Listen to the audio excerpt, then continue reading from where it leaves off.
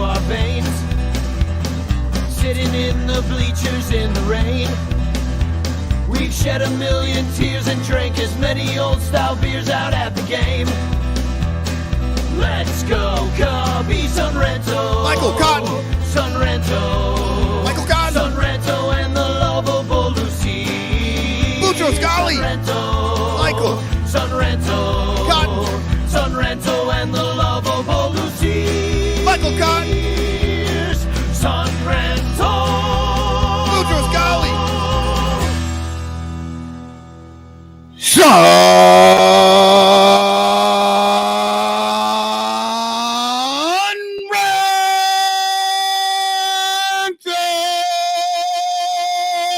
We are the sweepers, my friend. Dun, dun, and we'll keep on swiffering the Phillies in their rear ends.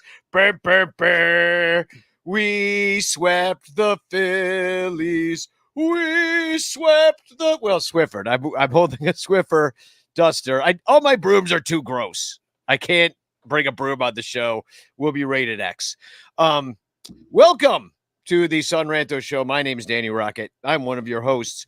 Michael Cotton is here, and later on, we're gonna be hearing from our good friend Brian Ziegler, who is actually a real live Pirates fan, and he's gonna come talk about the Pirates, who he said he hasn't really been watching much, but he's kind of interested in it again. So, Michael, how are you? I'm doing good. I mean, other than the fact that I couldn't watch today's game, but you know what? I got other shit done. I put on a muffler while I was listening to the Cubs beat the crap out of the Phillies. Wait, you know how to put on mufflers and stuff? No, but I did it today. Ooh. It took me about 2 weeks to figure it all out. Yeah. Like, I'm under the car being like, I think it comes out the back. And I finally found the right YouTube video today, and I was like, oh, I can do this. This is no problem. You know, Johnny Onomatopoeia, who's been on the show a whole bunch of times. One time, him and I, we had an old, the band van was a Chevy G20, like a Scooby-Doo van with a bed in the back and a table and captain's chairs and stuff. We drove that all over the country playing rock and roll. Anyway, we were like, we're going to need some new spark plugs. Oh, man, a tune-up's like $400 or $500 on this thing. How we can't afford it. I'm like, we'll do it ourselves. So we go in there, and we think we know what we're doing, and Johnny's calling his brother who kind of knows what is going on. Anyway, and it was all pre-YouTube. If you got YouTube, you could have done it. But you guys were like literally talking to somebody on the phone for it. Mm-hmm. We brought that thing because you had to like go through the console inside to get to it, and we brought that thing to the mechanic, with the thing totally open because it was going because we put it all right back in the wrong order. Like it was all wrong. Anyway, this is a Cubs podcast, not a Danny doesn't know how to fix cars podcast. This isn't car talk. This isn't car talk. The Brackett Brothers. So this show is brought to you, as always, by our 109 Patreon supporters. Thank you for supporting us at patreon.com/sunranto. You should, if you haven't. And as always, we're giving away not a lot of these left. Not a lot left. Chance postcards sent to me, by me, to you, of Frank Chance with a message of love sent to your house. Chance. Hashtag Chance in the chat. And if you hashtag Chance in the chat, you can win at the end of this show. Cotton, we're good again. Cubs are good. I know it was ugly when we lost 10 straight. Yeah. I know, like, I don't know. I say I thought we could win 2 out of 3. I was kind of whether or not Wilson Contreras played or not, but I never in my wildest dreams did I think, oh yeah, they're going to go sweep them. Yeah. I mean, it's funny because, all right, so it's the first sweep of the year, so only sweep of the year coming out of the All-Star break, which I kind of made sense to me that like they would come out swinging, rested with a game plan, excited, you know, that makes sense to me that like a good team like the Phillies could just like come out being like, oh God, I need another day, you know, out of the break. Cause they're older than our guys. In a way. Yeah. Yeah. And like our last the latest sweep that we've had in a long time is unfortunately in 2020, which of course the season didn't start till July 24th. But Wow. in 2020 there was a sweep from July 30th. Was it like a 2-game sweep?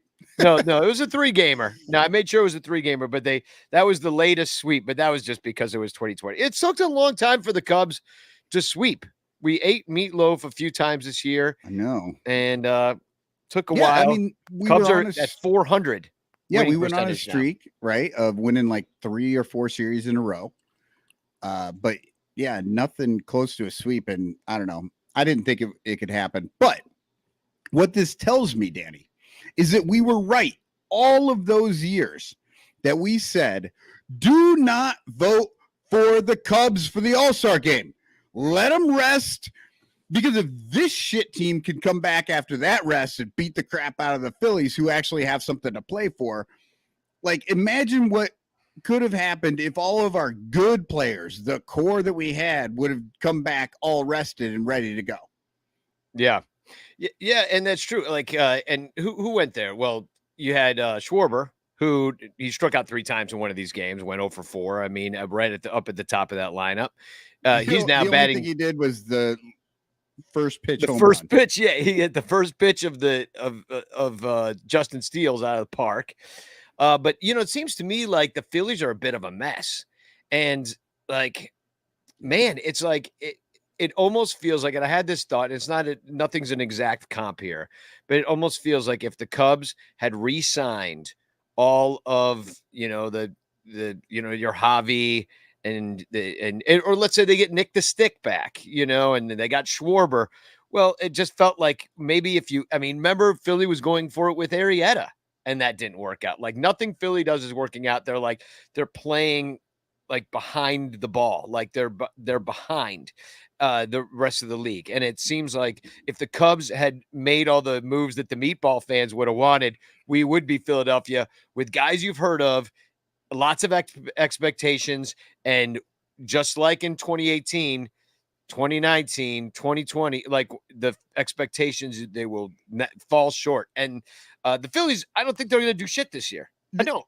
The difference is we're in a much easier division than the Phillies are. So that Phillies team could probably come into the Central Division and at the very least be challenging the Brewers, the Brewers for the top. Yeah. So you got kind of Nick Castellanos. I don't know if you saw when I'm telling the reporter. That was a dumb question. That was a dumb question. And it was a dumb question. There are no dumb questions. Bullshit. That reporter asked one. That's a dumb question. Did you hear the booze? Yeah. And I mean, and that's maybe a Philly centric question. And it's just like, and I would never, and also like, why ask him that too? And then they hustled him out. Like, it kind of got like a little bit heated. Like, well, because it's not a dumb question. And because the reporter got all fucking pissy about it. It's no dumb question. It's no dumb question. And he's like, no, dude, it's a dumb question. Well, why don't you answer it? He did answer it. He fucking looked right at him. He goes, no, I'm deaf. I'm deaf. Yeah. Yeah. And it's like, yeah, I didn't hear it. Yeah. Yeah. I like what Facebook user says. He took a dive in the home run derby. I'm assuming that's Schwarber that he's talking about. Yeah. I agree. He took a dive just so Pujols could get one more round and then lose anyway. So who cares? And then because not anybody else is going to take a dive. And David Elliott says the Phillies are a mess. Would even say they are a shit show. Yeah, they are. Because, I mean, Castellanos coming out of his face. And I don't know if you saw what's going on with the Red Sox, but they lost like 40-1 or something awful. And then they like had errors on 3 plays in a row. I mean, just it's a self-destruction. Yeah. And we saw the Phillies actually throw the ball around a little bit. Morel had a little league homer during this series, which is always amazing. And it's always so funny to see pros just eat shit like that. The Phillies like kind of quit at one point in that play. Yeah, Rich says Durr Party in Red Sox land, and if you think, and also in Durr Party in Philly land too, because like if you think of those corner outfield spots, and Schwarber did improve a lot, but like let's face it, he's a catcher and not even a very good catcher. So he's a put him on the left to hide him. He's got a good arm. That's his asset out there. But other than that, we've all seen like him running for balls and end up with his like shoe sticking up in the grass. Like he gets caught in the ivy. Like we've seen all that stuff. And then with Nick the Stick, I never saw too much, but I know he's pretty like bad at the range. He doesn't have a lot of range, and it never looks comfortable out there. It looks like Ben Zobrist playing right, which is always like, yeah, he got to the ball, but it wasn't pretty and took a weird route, and you know. Yeah, they always did say that Castellanos was really bad at right field, and apparently, but he wasn't terrible at Wrigley. Like it really wasn't that bad. Maybe I don't know. He got used to playing out there, I think. The John Pickens writes in, and then there was the throw home in the 10th that was awful. I thought it like that throw was so bad that I thought it hit something, and I was like, "Why is the ball over there?" Like it ping ponged up. No, that's where he threw it. Yep, that was just dumb. So, I mean, Nelson Velasquez hit 3 home runs. One of them was off of their backup catcher / left field guy, though. So that who cares? You put in your fucking dumb shit guy. Everybody should hit home runs if they can. Yeah. Suzuki hit one off him too, I think. And you know these guys go out there. We've seen it a number of times where these guys go against position players and they flail wildly because they are trying to hit homers and they can't do it. It's not that easy. Look what's coming up. John Baker Day's coming up. Yeah. They flailed wildly in the 16th inning. And what happened? John got 3 outs and even a double play. Yep, it's tough. It's hard to hit against. Like you're geared up for 100 miles per hour all the time, and then you get a guy throwing 74. And that 74 might have some movement, and it's just like they don't know what to do out there, and all they can think is like, I'm not going to put this into play. I want to put it into orbit, and that's a hard thing to do when you're up there swinging that hard. Yeah. Well, if they pull it off, more power to them. Good job, Velasquez and Suzuki. Well, yeah, I mean, I couldn't do it just because the guy was a position player. I'm not even getting it out of the infield. So the other things I was looking at this series is that Stroman and Smiley pitched well, really well, and continued to bounce back off of those injuries. Stroman's a guy that will probably be with us, so it's kind of good to see him doing well and see what he's all about and establish himself as a Cub for the next couple of years. And Smiley, you wonder if it's enough to get his ass traded. And that's the truth with the rest of the bullpen. Like today's back end, Chris Martin, freaking David Robertson, and the other guy. Who Givens. pitched it? Yeah. Was it Givens? No, Givens pitched yesterday. Givens was okay. Oh, yeah, Robertson, Efros. Well, Efros is staying. Efros is Efros is good. He's been pretty consistent. Chris Martin, once again, kind of fucked up. But yeah, Robertson, again, he's got a 1.83 ERA for this season. We watch him all the time, and when a reliever fails, it makes a bigger impression than when they do well. He's clearly doing better than it seems sometimes, you know what I mean? But we saw, I think it was a month ago, he just kind of broke down in 2 straight games. And that kind of just sticks with you as a fan because we watch so much. But clearly, if he's closing out games for the Cubs. He may not be a closer for another team, but a setup guy or something might fit him perfectly. I think there's some value there. Oh, a ton of value. Yeah, I think somebody takes him for sure.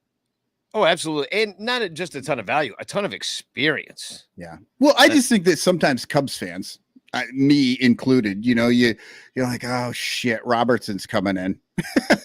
But then when you look at his numbers and everything, you're like, actually, he's pretty good most of the time. Yeah, no, he's been great. It's just not kind of like what we had last year in a way. But if you think about how Craig Kimbrell ended up performing, you would take David Roberts, and you didn't get much for Kimbrell.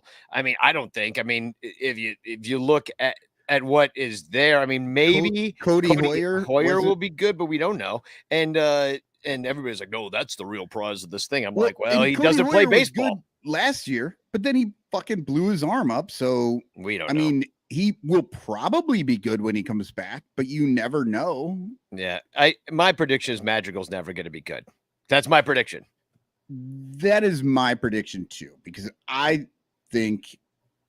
Okay, it's not my prediction because it's yours, but I'll agree with you. It's both. No, we can have the same opinion about it. Yeah. So No, that's what I'm saying. It's my opinion as well. But you made the prediction. I can't then say no. That was my prediction. I said it right after you. Do you have poems? I do. Of course. Okay. I got some original music for you here for the poetry. Oh. We'll play the same with all three. Well, and these are really short poems, so. That's fine. Okay, cool. Well, then when you only hear the beginning of this song a bunch of times. All right. But here it goes. All right. This is an original Danny Rocket piece.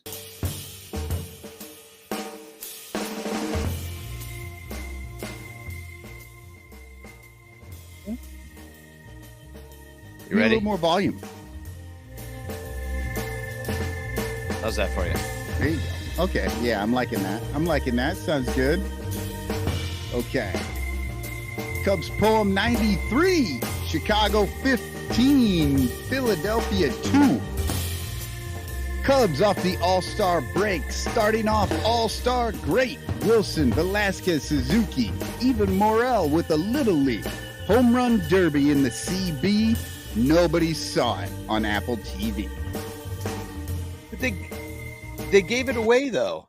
They gave Apple TV away to everybody for free. What do you mean? They didn't give it away for free, Danny. Well, you have to give your credit card. Sign up for this shit. It's not like I could have just fucking go to like Cubs.com. You have to sign up for cable too. Everyone's like, I can't believe I got to sign up to watch this thing. It's like you have to sign up for everything you do. But they don't give it away for free. It's like a free trial, and then you fucking forget, and they've got you for like $400 5 years later. Like you have no fucking clue what's going on. They know. We are all terrible with our subscriptions. We make a subscription, and then we forget. Like the MLB, you're not even thinking about baseball when that fucking thing rolls over, and they just opt you in. February 26th, they're like, boom. You're like, holy shit, where'd this thing on my credit card just come from? Just get nailed for 200 bones. Yeah, I mean, this game was fun. I mean, 15-2, a big old blowout. I mean, I thought it was going to be bad. Like, as we said, like the first pitch that a Philly saw was Kyle Schwarber hitting a home run, his 30th dong of the season. And it just reminds me, I can't believe we let that guy walk for zero. I mean, you really could not find anybody? Nobody? Like, there had to have been some deal on the table, some guy that wants a big Bam Bigelow that's going to hit out of the park. The Nationals, like half the time. The Nationals traded him to the Red Sox and got somebody. Yeah. I don't remember who, but here, I actually, I have this in as my TFC, but it really fits here better. This guy, Alex Fast, writes before the game. This is hours before the game. Justin Steele is 21 four-seamers away from history. The most four-seamers thrown without giving up a home run in the pitch tracking era. Heath Bell, 807 in 2010. Justin Steele, 786 in 2022. I literally posted, I'm like, this guarantees he's giving up a homer today. First goddamn pitch, it went up. And it was a four-seamer for sure, right? It was, yeah. Okay. Because I went back to that guy's thing later, and he was like, yeah, I'm surprised Old Takes Exposed hasn't got me yet. Steele actually wasn't great. He got out of some jams. He walked 4 in this one, so he wasn't super sharp. Only 4 hits though, and only the 1 run, and that's really what you're asking for. He got through it, and he danced out of some trouble. here and there. And then the bull penis, great, except for like, who the hell is Uelman? Who? He's the guy. Oh, yeah. He came in at the end. Eric Uelman. I know. I mean, I don't know. I saw a stat not long ago that was talking about how many pitchers the Cubs have used. And they were talking about how they'd already used 30 different pitchers, and which was like almost as close, or like almost to the most pitchers the Cubs have ever used in a season. And it was only like June 30th.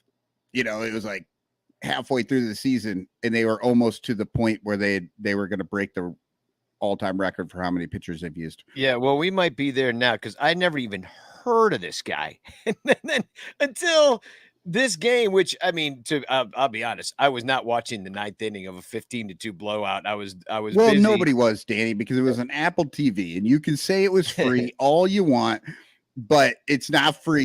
You gave them a whole bunch of information that they fucking sold to the FBI or some shit. Well, like actually, that. I was listening on the radio, to be honest. I was was watching I. part on the Apple TV, and I was listening on the radio, but I did not realize Eric Uelman pitched. To be honest, I wasn't noticing who was pitching in a 15-2 blowout. Yeah, you're not paying attention. I don't care. I don't give a fuck who the hell's pitching. I really don't. When it's 15-2, like, the only thing that catches your attention is like another Cub hit a home run, and you're like, oh shit, again.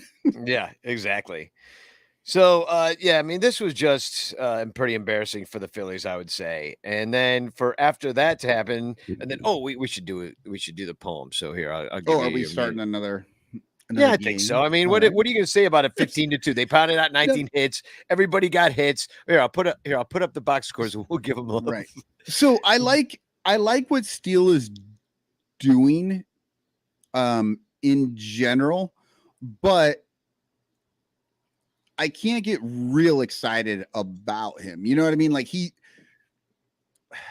comes in there, he dances through a lot of fires, which is great, but that doesn't give you a lot of hope for the future when he's a really good book on him. And yeah, he's still young. I mean, not real young. I mean, mind you, he's been in the system since like 2014 or something like that. Like, I mean, they drafted him young, but I mean, at the same time, it's like he's reaching an age where it's like shit or get off the pot. Like either you're going to be a career minor league guy, or you're going to take your opportunity right now and you're going to run with it. And what he's done is given us a 4 ERA, glimpses of a really good pitcher, and then something like this where he dances out of it, but it doesn't look great. I see, and that's where I think I disagree. I don't know that I've seen or been paying attention to a really good pitcher. I think I'm seeing like a 4 guy, which is fine. That's like every team needs a number 4. It would be nice if some of these guys if we would just see somebody come out and be amazing. It's not going to be Steele. I think he's got a spot in a rotation on this team, but he's not going to be. Well, on this team, he's on this team. Possibly, right? Jeez.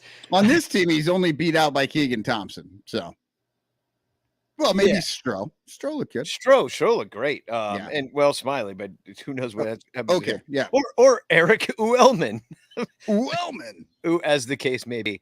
Okay, well, why don't we do another poem, and I'll play my groovy jazz original. I don't have a name for it. So actually, I do have a name for it. Do you know what I call it? What? Torrid Rhythms. It's a line. Rhythms? It's a line from a play. I wrote this for a play. I wrote this for a play. Okay. Theater. And but she's the last line of her big monologue is like, and I will fling myself to torrid rhythms. Okay, see, now I thought you were writing torrid rhythms. What does that have to do with the poems? Okay, so it makes way more sense that you wrote it for a play and then popped in. I didn't write it for your poems. Hey, man. You don't know. I might get fancy someday. Yeah. Okay. Cubs poem 94, Chicago 6, Philly 2. This one was tight. all night long. Stroh pitched well, Nico had a dong. But in the end, we flew the tee until the clown ball. Wave 'em in, Willie. Bad sends worked out because Philly has Bohm who can't catch or throw home. It's different here. It is Hashtag it's different here. It's different here. Can we talk about the end of this game first, and then we'll maybe work backwards like a mystery? There's nothing to talk about early, like really. Yeah, it was 1-1. Stroh pitched great, and what's his name? Wheeler pitched great. Yeah, 7 innings off Wheeler. And both of them really had one bad pitch. Stroh was out there in the 7th, maybe a little bit too long, but then they pulled him before any damage was done. Yeah, and Nico hit the home run, the solo shot, and home run was pretty damn, like, it was fast. That was a shot. That was like a shot. He hit it. Well, and that's the thing. It's like Nico's got sneaky cool power, and it's like you don't necessarily expect it out of him. And he's not necessarily going for it that much, but when he gets a freaking ball that he can freaking turn around on, it could go. And that one did. And then you look at him and you go, oh yeah, he got a little bit bigger, didn't he? Well, not only that, I mean, you wonder, like, I look at him and he's got such great contact abilities. I mean, he's in top 10 of batting average right now. Oh yeah, he's hitting 300. Yeah. When's the last time the Cubs have had a 300 hitter on the team? Derek Lee, I don't know. Albert Almora, all singles. Right. It's just like we're playing only against right-handed pitchers on Sundays. Yeah, lefties he hit against. Yeah, lefties, whatever. Yeah. But yeah, no, he's doing awesome. And I wonder, I don't want to get ahead of myself on Nico, but I'm like, what if he becomes Ryan Sandberg? Just like allowing myself to dream that he becomes Ryan Sandberg. It would be wonderful if he became Ryan Sandberg. The problem is he doesn't want to play second base, apparently. Well, he's going to do what they tell him to do. Yeah, but they are kind of doing what he wants right now. Because, I mean, look, Simmons is not a good bat, but Simmons is really good at shortstop. He's been playing shortstop, Gold Glove level for a long time. And yet they're just like, nah, Simmons, why don't you go over to second base? Because Nico wants to play shortstop. And we're doing this for him. We're letting him do that. No, I do not think that's true. I do not think that's what's going on. I think they want Nico to play shortstop. Well, so that they don't have to get Correa? So, or something like that. Or they just, they want to make Nico more and more. I mean, I think he was originally a shortstop. He was drafted. Yes. Wasn't drafted as a second baseman. Yeah, as a minor leaguer, he came up through the minor leagues as a shortstop. He definitely did. It's just that I don't know. He was so good at second base that it's weird. It's weird for me, sort of. Well, according to a lot of metrics, and he's doing really well over there. He is doing really well, and more power to him. We will not have a Correa. Exactly. This is the Ricketts love seeing everything that Nico Horner is doing right now. So somebody tell me in the chat, and Michael, you're breaking up to me really bad. And I don't know if it's or me or your mic sounds scratchy, and I don't know. Let us know in the chat if you're hearing that as well. Yeah, let us know, because it might just be me hearing it, or maybe I'm max headrooming, or I got shitty internet. Who knows what's going on here? But Rich Blomquist writes in, was this the game the ump was working well on a crack pipe? No, unfortunately, the sad thing is that CB Buckner is not on drugs. He's just a terrible ump. So everybody's saying we're all clear. So. Okay. Yeah, you know what's amazing, and I noticed this during this game. Like we always talk about, if you know the ump's name, they're not a good ump, right? I realized when I turned on the game, I know CB Buckner in a mask standing behind a catcher. Like I just looked at him, I'm like, oh shit, CB Buckner is there. Like, and then I was like, nah, I can't really actually know what he looks like.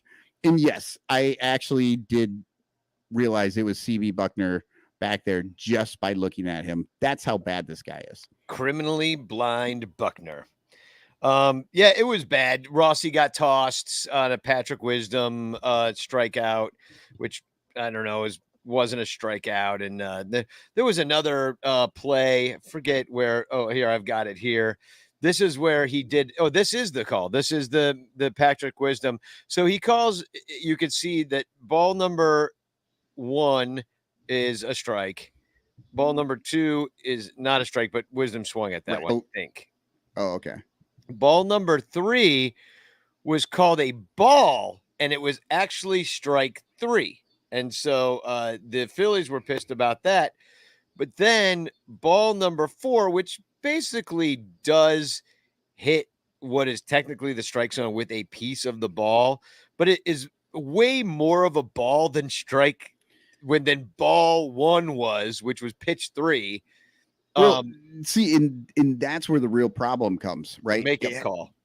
It's a makeup call, and that's what Wisdom was so pissed about. He's like, that ball was higher than the last ball, which was called a ball. So how did you call that a strike? Yeah. Yeah, it was bullshit. And then then you got guys swinging at everything, and this is the game that I believe Schwarber struck out 3 times, and he got sorted on a couple, or at least on one of the strikeouts. He just looked like a dork. And yeah, Philly struck out 10 times, Cubs 11, because they're just up there hacking. Because they're like, well, I don't know what a strike is. Suzuki struck out 3 times. Happ struck out 3 times. You know, they had Didi Gregorius struck out 4 times. Bohm struck out 3. Oh no, I'm sorry. I'm looking at the left on bases. And Whoops. And David Ross got thrown out in the 10th because of the Wisdom stuff. Because Wisdom started talking, and so he ran out there. And then David Ross gets thrown out. You may not have even realized it because there's so, not much of the game was left. But he gets thrown out. David Ross has been thrown out of like 4 games recently. Yeah. Well, he's really racking them up. He does not want to work here anymore. He's like, you know what? He's always making it's like when I worked at Walgreens, and like and it'd be like hour 6, and I'm like working the register, and then like my girlfriend would call, and she's like, hey, I mean, Ross is recently divorced. He might have a girlfriend. He's like, and she's like, could you please just come now? He's like, I'm going to get my ass thrown out of this thing. I'm out of here. He goes out there. I'll get my work done early, meet her by 10. I'll be fine. Right. Because look, managers go out and argue calls all the time and don't get thrown out with the precision that he's getting thrown out right now. And we all know that there are certain words that the umpires have designated you cannot say. And he's walking out there, it's like, cocksucker. I think that was the one from that they talked about in Bull Durham or something. Like, you can't say cocksucker or something. He just walks out there. He's like, let's get this over with. Cocksucker. Now, let's talk about everything else. Stephen Brault had a nice inning, got out of a tough spot in this game, went 1.1, he's the guy that came up when Swarmer was DFA'd. By the way, if you were wondering if there is a trade market value for Swarmer, who was replaced by Stephen Brault, there is not, because he cleared waivers and is now in Iowa. So that is somewhat surprising to me. I mean, the guy came up, got called up out of nowhere, was not expecting it. Double-A, like, I think he would be useful. I don't know, but I don't know that I would just let a DFA go with that guy, unless, of course, I mean, obviously you have to give something up, right? If you pick up a guy off the waiver wire, so then you do have to give something up, and maybe people just are just like not thinking about that at the moment. Yeah, that's all I'm saying, is that there was no value to it, Yeah. So what else about this? Oh, and then the way it kind of got broken open. So it seems like it wasn't a close game because it ends up 6-2. But really, when the Cubs are trying to scratch out that first run, it was Nico Horner standing on second base, stealing third with 1 out, and then he was off on contact. It was that contact play it was the exact thing that I've been talking about. And if Bohm can throw the ball properly, he's out. Like, at least Nico slid way to the, I don't know, to the stands side of the base and put his arm out and just barely got it. Like, that was a really nice slide. But the catcher got pulled up first base. Like, he had no chance because of that throw. Yeah. No, their defense was terrible. And like they're butchers all the way through. We knew they were a bad defensive team. It was on display. And, now that's a situation where, I mean, I'm thinking you're kind of dead to rights, even though Nico runs well. But yeah, their defense took that away. And then after that, man, it was just a hit parade. And another ball got under Bohm's glove that allowed another run to score. Oh yeah. That was, a little bit later in the inning. It just kept, Morel ended up scoring on a play, got kind of shaken up at home plate, and he was okay because he played today. So, and then here's the clown ball proof in the pudding right here. The Cubs were then able, after putting up a bunch of runs and knowing that they scored a bunch in the top of the inning, they did not use David Robertson because they didn't have to in a tie game. They had to use their guy in a tie game or whoever they thought could, lock it up, even though he couldn't. But we got to use Hughes because we were already up. So even if the Cubs score 3 runs, maybe David Robertson doesn't come out. Right. Either way, it didn't come out. I mean, we got to use Hughes. Hughes has got some pretty nasty stuff. I wonder how long until they realize they don't have to swing and they'll just take a walk. I mean, Hughes, like, it's never a strike. I mean, like, ever. Yeah. Like, I don't think he's thrown one fucking strike all year. Right.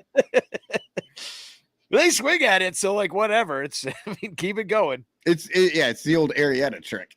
Yeah, exactly. Like, you don't have to swing at this, guys. All right, let's do another poem. We'll get into today's game, Game 3. Toward Rose.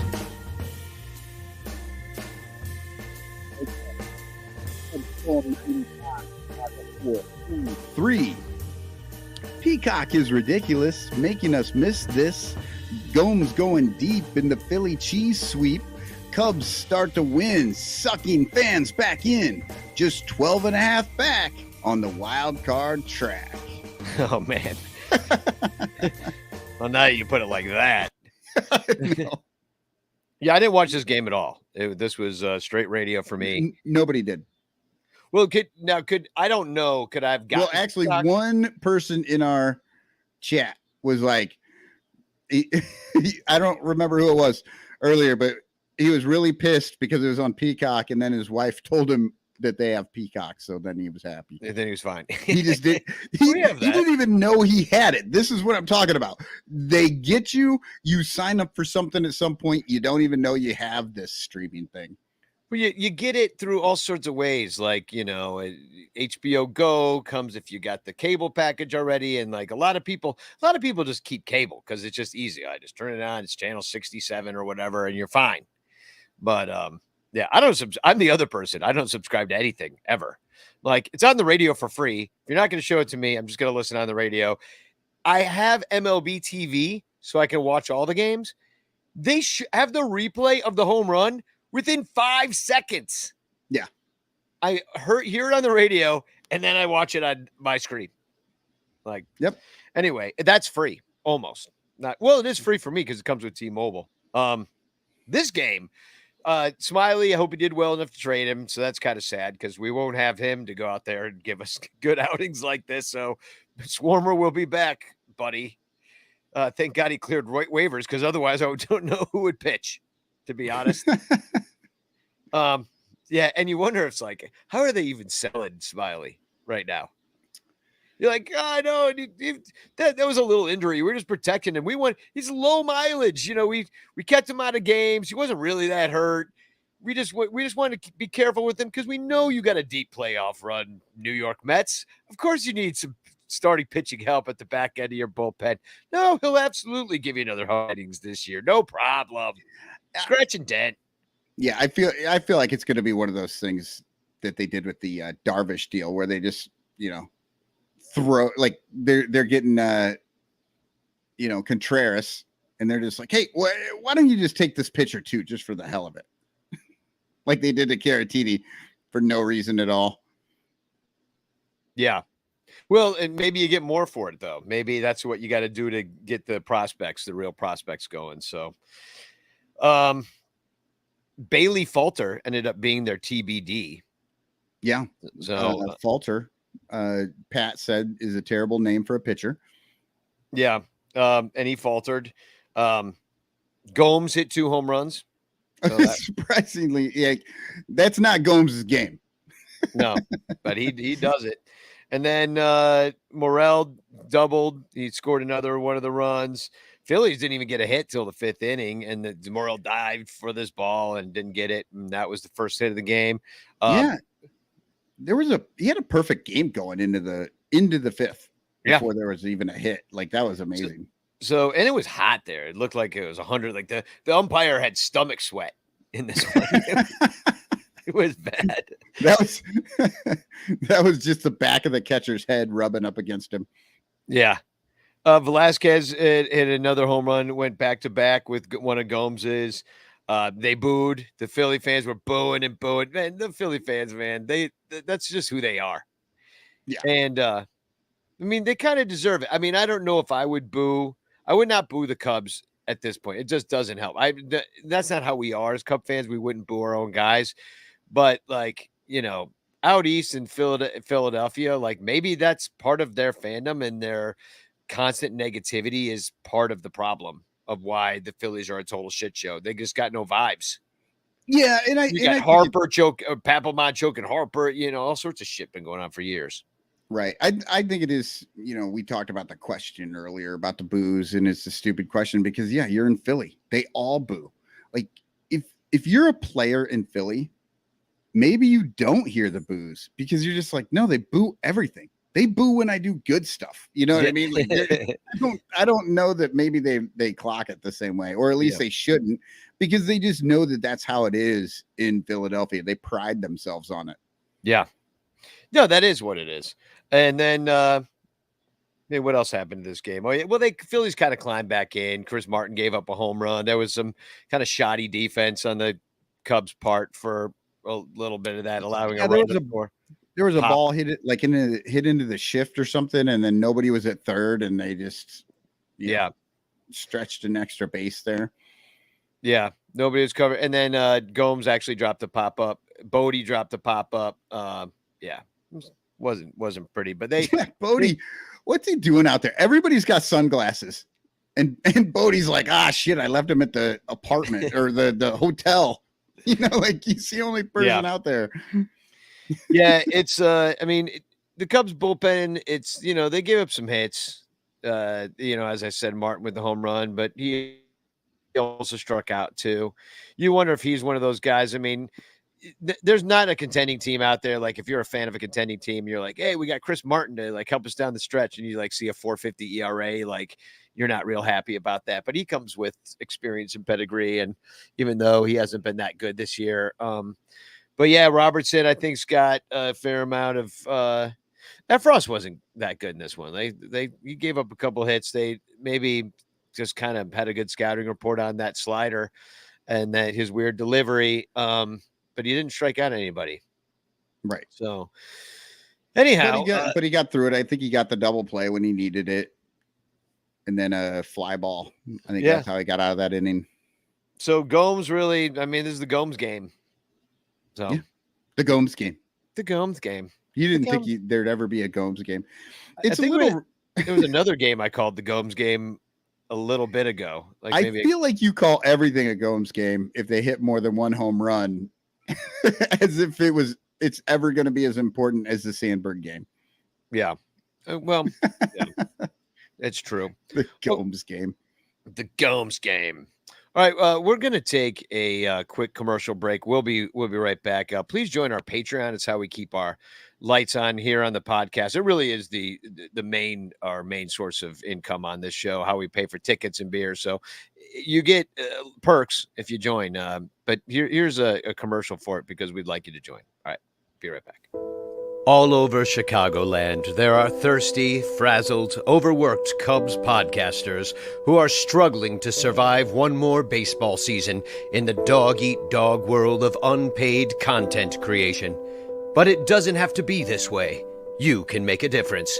Become a super ranter at patreon.com/sunranto, where your support ensures that poor, sad, pathetic, ugly, loser Cubs podcasters can pay for tickets and beer, and in turn line the pockets of the baseball oligarch Ricketts family. Just $1 a month can buy a scorecard. $5 a month can pay for guitar strings to write a Cubs song. And $10 a month almost buys one beer at Wrigley Field. Cubs content creators are the lowest pieces of pond scum garbage that slither over the face of this planet. But super ranters help them get drunk and screw off at baseball games. What do you get out of it? The Sun Ranto Show delivered to your podcatcher without stupid advertisements like the one you're seeing and hearing right now. Plus, at other Super Ranter levels, you can get Cubs music, access to private Sun Ranto pages, the Ranter calendar, and special thanks and Ranter recognition in our live broadcasts. Plus, eligibility for monthly prizes. What does Sun Ranto get out of it? Your money. For tickets and beer. Go to patreon.com/sunranto. That's patreon.com/sunranto. And become a Super Ranter today.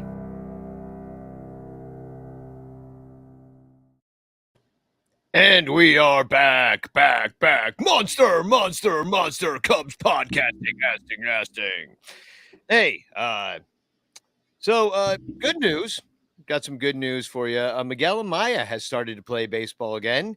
And he's, he was playing for the rookie league Mesa thing, but then, but nobody really knew about that and nobody said anything. And then he ended up with the Smokies and, he already hit a home run. He got 2 doubles. He's 5 for 11 so far.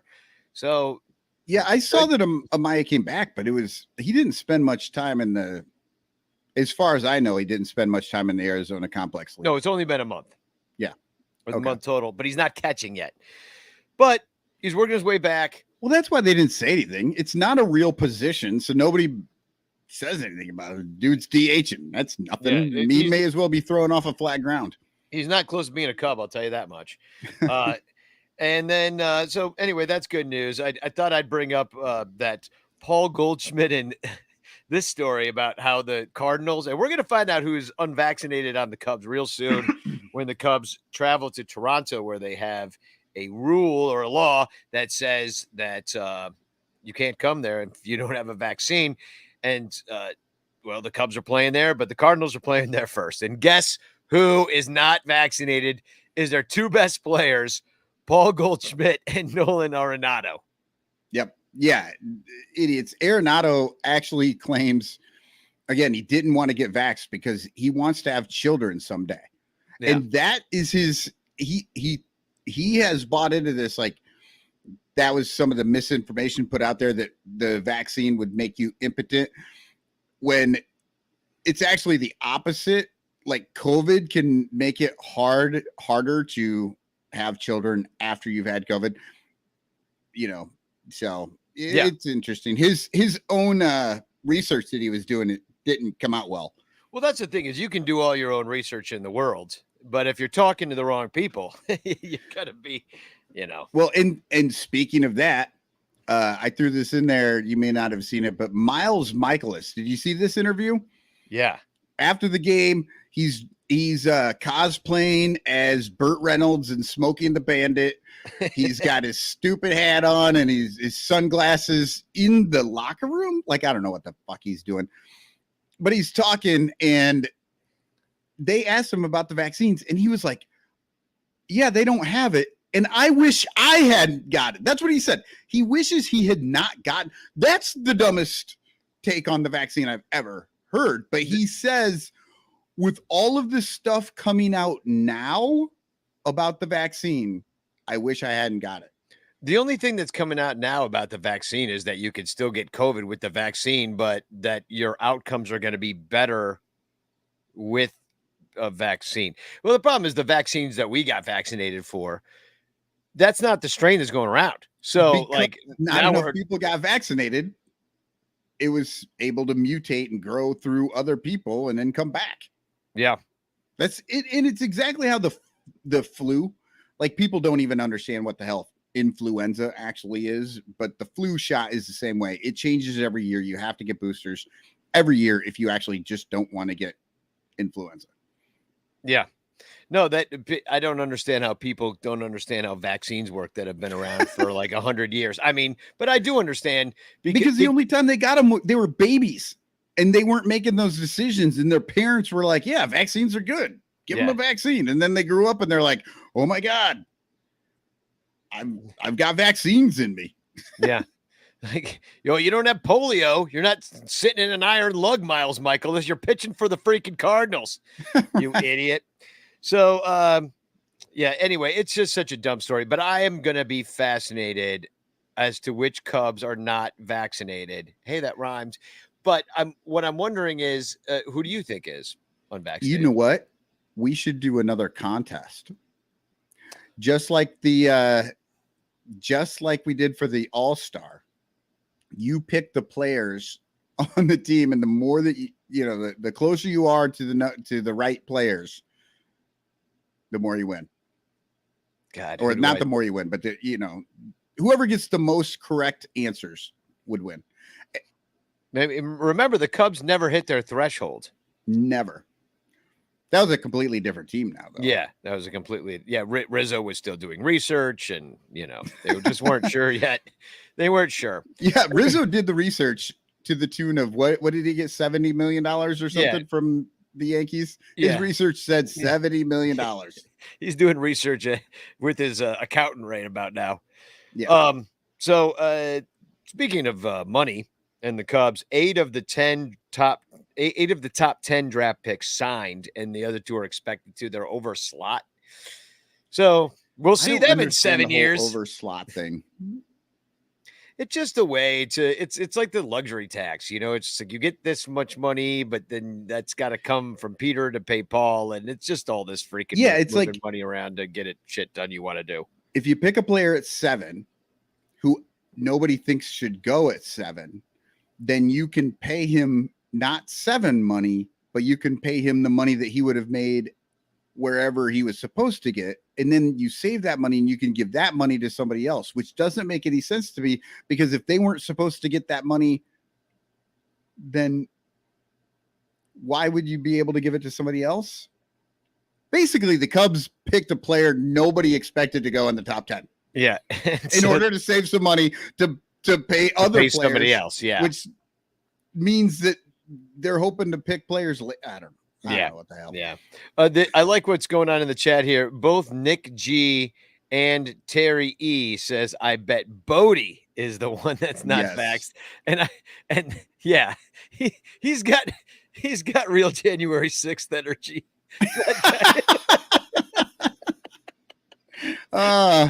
He really does. I agree. January 6th energy. He's up there with a flag. Oh.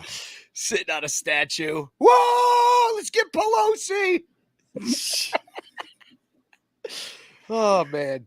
Horrible. All right. Well, now here's some great news that is still somewhat disappointing to me, because I can never be happy, because that's just who I am, is that Buck O'Neil has finally gotten into the Hall of Fame. Here's his plaque. John Jordan O'Neil, known as Buck. And I'll read what it says for all the podcast listeners. This is what his plaque says. Character, integrity, and dignity defined a life dedicated to baseball. As player, manager, scout, coach, and champion of Negro Leagues, legacy. I thought I saw leagues twice. Leagues. I'm like, damn it, they typoed. They wrote leagues twice. No, legacies. Starred at first base for Negro American League powerhouse Kansas City Monarchs of the late. Sorry, this is small for me. And I'm also in my late 40s. 1930s and 40s, winning Negro League World Series in 1942.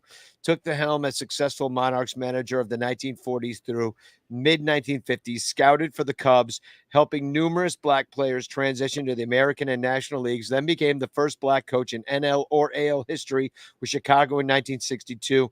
In later life, gave voice to the Negro Leagues, eloquently preserving its culture and legends. Finally. Yep. And I got the shirt. I tried to get going and then I got shut down by MLB.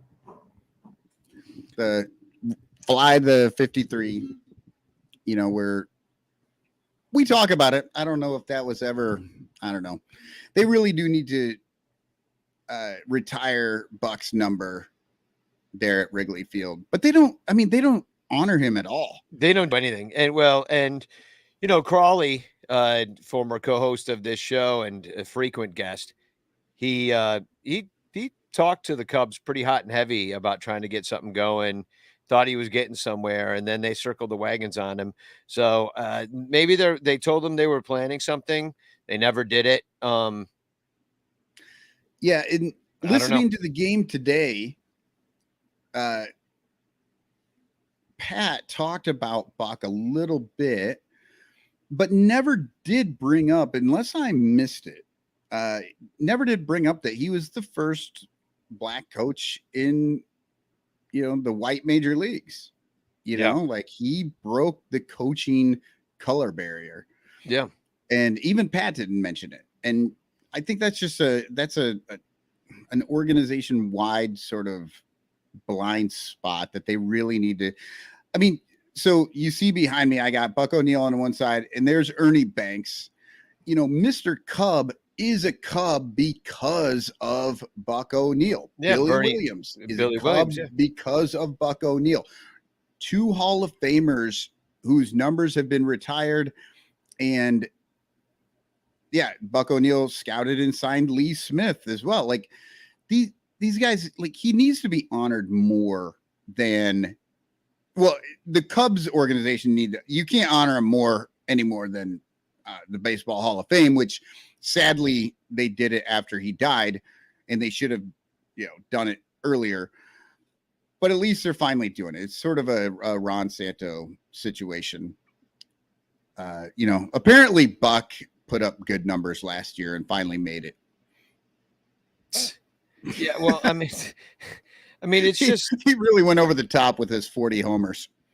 I mean, well, that's just it. It's so freaking sad to me when one of these guys gets they get it finally, but they're dead. And yeah. Buck O'Neil had to give that speech after when they finally put in like 12 or 13 former Negro League baseball players who were getting into the Hall of Fame. Buck gave a speech and on behalf of those deceased ball players. And he was supposed to be in that class. He died like 3 months later. Yeah, he missed it by like 1 vote. Yeah. And it's just like the fact that that's what we're dealing with here and in this, it's just such bullshit, like it makes me so mad and I'm happy he's finally in, but the fact that he didn't get to see it, it's just I mean, it's just a tragedy. Same as Ron, just like you said, it's just like, come on. What the hell? It is sad. And Buck O'Neil, like he really was baseball. I mean, beyond all the things that he did actually affecting things on the field, the reason any of us know anything about the Negro Leagues now is probably because of Buck O'Neil. He's the guy. He's that one spot in the world that said we should not forget about this era, these people. And he fought for that. They started the Negro Leagues Baseball Museum because Buck championed this and kept it going. And, go down to Kansas City, see it. It's great. And if you're looking to learn more about it, Bob Kendrick, president of the Negro Leagues Baseball Museum, does a podcast called Black Diamonds. It's excellent. You guys should all definitely check that out as well. But yeah, Buck O'Neil, honestly kept everything. The fact that the Negro Leagues are now major leagues, all of that gets tied right back to Buck O'Neil. He changed all of that and made sure that none of us forgot it, so that, guys like us who were born, 40 years after the league was gone, we know some things about this, so. Yeah. And somebody brought up in the chat that it's a shame that it took so long for it to be recognized as a major league. And Alfred Campos says, does he go in as a Cub? Hey, I mean, he does. The Cubs aren't mentioned in his plaque, but he is a Cub. But the Cubs don't seem to think so. He does not go in as a Cub, actually, because he's going in as a player, I believe. And he never played for the Cubs. He played for the Kansas City Monarchs. So my guess is that if there were to be a hat on him, which there is not, it's a picture of him it's a picture of him as an older man, in a tie, but with the smile that he has, but there may not be a more important figure in baseball over the last 50 years, or more than 50, like 60, 70 years, since Buck O'Neil left the Negro Leagues to, start working in the major leagues. And then honestly, he was probably more impactful when he was out of the major leagues in all forms and just going around and championing the game. Yeah. Which should have counted more than it did when he was alive, but it unfortunately didn't. And I think shows like us, Bob Kendrick took a lot of people, other people at Sabre beaten. I mean, there was a general drumbeat from so many people. Freaking Ken Burns. Ken Burns knew, like, the baseball documentary should just be the Buck O'Neil documentary. Exactly. There's so much. It got to the point where it was like everybody knew that Buck O'Neil needed to be in the Hall of Fame, except for the Hall of Fame committee. They're like, oh, well, I didn't know you guys wanted it that bad. It's like, yes, what's wrong with you? So, and I do want to mention too, Minnie Mignoso got into, also just because it's Chicago related. And I own this. I got this at a baseball card show when I was like 13 years old. It says it's inscribed to me. Best wishes to Danny. Look at that beautiful signature. Minnie Mignosa. It's like very sweeping, and his M's have like giant capes on them. It's incredible. It's really, really neat. So anyway, after the show, I'm going to play a couple of clips from John Baker Day 2020.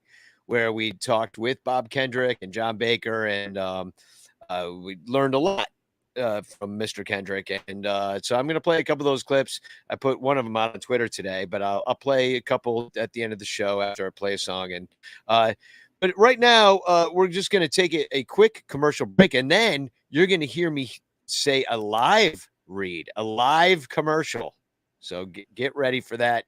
I know you love commercials. And I know you love live, so see them together finally at last. This is a Cubs fan buying tickets from the Cubs. And this is a Cubs fan buying tickets through the StubHub link at sunranto.com/StubHub, knowing that 4% of their ticket purchase will go to the Sun Ranto show instead of into the pockets of rich corporate douchebags. Buy all your tickets through sunranto.com/StubHub. Don't worry, it won't cost you a single penny extra. It don't stink to click our link. This is an Amazon shopper buying things from Amazon. And this is an Amazon shopper buying things through the links at sunranto.com/Amazon, knowing that up to 10% of their purchase will go to the Sun Ranto show instead of that cocksucker Jeff Bezos, who will just use the money to go to space. Plus, if you buy all your Amazon items through sunranto.com/Amazon, you could win a monthly prize. sunranto.com/StubHub and sunranto.com/Amazon. Two great ways to support the Sun Ranto show while sticking it to evil corporations who suck. And it won't cost you a single penny. It don't stink to click our link.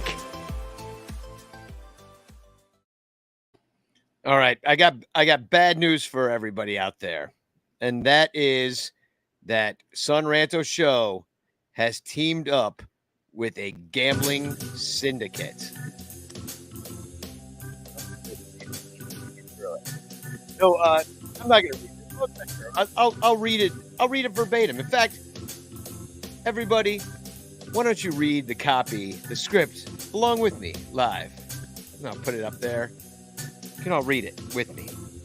So this is what the kind of things that sports books send you to say when you're trying to sign people up to go gamble on their site. Listen up, sports bettors. Your favorite sports book, BetUs.com, is back for our 28th year of NFL action with the industry's best sign-up bonus of up to 200%.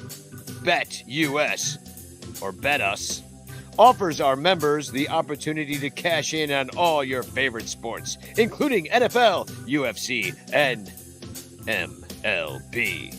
I thought you couldn't bet on MLB, Danny. Oh, only Pete Rose can't bet on MLB. Do you like my announcer voice? Only Pete Rose can't do it. Now, here's a different announcer. If you're looking for live in-game betting... Oh, wait, I lost my music. I can't do this without music. There we go. If you're looking for live in-game betting, incredible odds with daily odds boosters, props, and parlays, we got them. How about fast payouts and exceptional 1-and-1? Wait, what does that mean? 1-to-1. 1-to-1. Yeah, that's not a good copy. I'm sorry. It's like a tie ball game, Danny. It's 1-to-1. How about fast payouts and exceptional 1-to-1 customer service? I would say one-on-one. One-on-one, baby. One-on-one hot customer service action. We got that too. Log into betus.com or call 800-792-3887. They got a phone number. Who's got phone numbers anymore? These guys, they want BetUS has them. 1-800-79-BET-US. BetUS.com, where the game begins. All right, now I got to explain this, okay? So, here's the thing. I'm going to keep the music on because it's still commercial. What happened? It's going to come back on. David Elliott says, some of us provide extra support because we want more live commercial reads. You know what I'm saying? You could listen on the podcast. If you're a Patreon person, I'm cutting this all out. You don't even know what we're talking about. You don't even know what we're talking about. But we are becoming well, here's the thing. We had a choice that we could either take like $125 per like sign up if you deposit $1,000 or whatever it was. Like, I don't know what happens, but there's a caveat to get the $125 if somebody signs up. Or we could take 35% of your future gambling losses in perpetuity. And guess what we chose? You know it, baby. Yeah, you know it. So now you can't trust us on anything. Any gambling advice we give you could possibly be for our own profit. You lose, we win. Yeah, that's our new model. But seriously, go to betus.com and you sign up with promo code SunRanto. They give you like, I think if you put in 100, you get 125 or something like that. Put in 500, you get, I don't know, whatever, 25% more. You get another $125 or something like that. They also have poker on there. I didn't look into that. I don't know if even we're associated with that.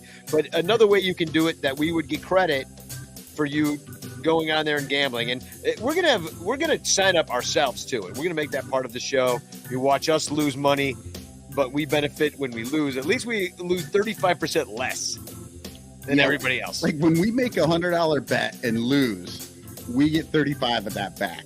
Yeah, at least. It's like betting with free money. Why wouldn't you do it too? Yeah, exactly. See, I'm letting you read the copy next time. So, anyway, BetUS. What is it? So BetUS.com. They actually have a .com. Yeah, now I'm betting on the Cubs for the rest of the season and the Son Ranto Show profits. Exactly.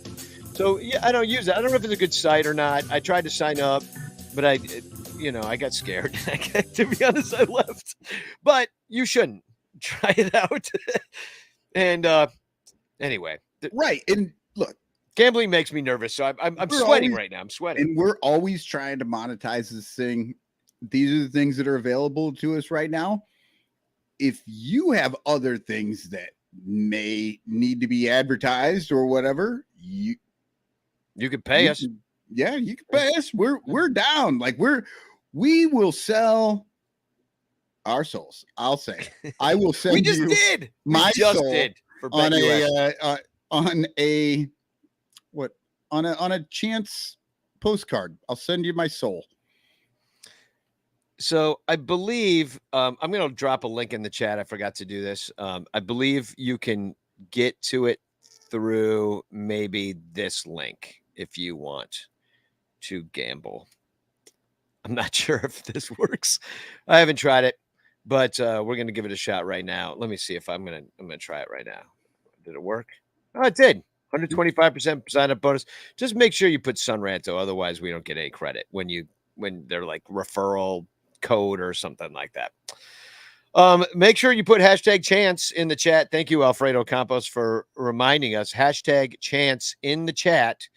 And you too could win a Frank Chance postcard sent to you by me. But waiting patiently in the chat, and I feel bad. I always tell people to show up, about half hour before we actually need them. Something like that. But anyway, we do have a very special guest tonight, a real live actual Pirates fan, a great musician, and a great friend of mine, Mr. Brian Ziegler. We haven't seen you in a while, my friend. Hey, yeah, it has been a while. I've been doing my own research this whole time. Well, I did notice you're in Baltimore. Are you at Johns Hopkins doing your own research or something? Yeah, I found out that the inoculation is responsible for Frank Schwindel. So, you got to be careful with this stuff, man. Only until the 8th inning, apparently, because then they switch him out for defensive replacement if we happen to have the lead, which isn't usual. Right? No, but I'm visiting family. Hi, Dad. Are you actually waving to your dad, or is he in the chat? Yeah, okay. Yeah. No, I think he's watching if he's still awake. Oh, okay. So, Pittsburgh's not as shitty as they've been, man. I mean, and they're still pretty shitty. We're in the worst division in the league, so that helps a lot. We're doing our best to make Pittsburgh less shitty looking. Well, I tell you. Chicago. Yeah, it's incredible. You look at this roster and you think, there are a couple of bright spots, but this is not a good team. I mean, Danny, like you and I were talking, I mean, there's a lot of up and coming talent, but I mean, there are some people on here who give placeholders a bad name. Well, yeah, I was looking at a lot of times I like to screenshot the offense. And so, this is a lot. I mean, this is the first 17. Ending in Tucapita Marcano. Yeah. But then you move down the list, and then you got Hoy Park, Yu Chang, Jason DeLay. The only thing that should have been delayed was his move to the major leagues. Well, they opened up the season with one arguably major league catcher on the entire 40-man roster. And then he got hurt a month in. Roberto Perez got hurt a month into the season, and they just had nobody. Well, by at bats, I've got this. I'm putting it up on the screen right now. This is the Pirates offense by at bats right now. Looks like Brian Reynolds is leading the team with OPS. He's got 15 home runs, 808 OPS there. Doesn't strike out that much. It's funny because the Pirates are a weird team. They've got a run differential of -140, which actually puts them they're playing about 8 games above their Pathag right now because they win really close games.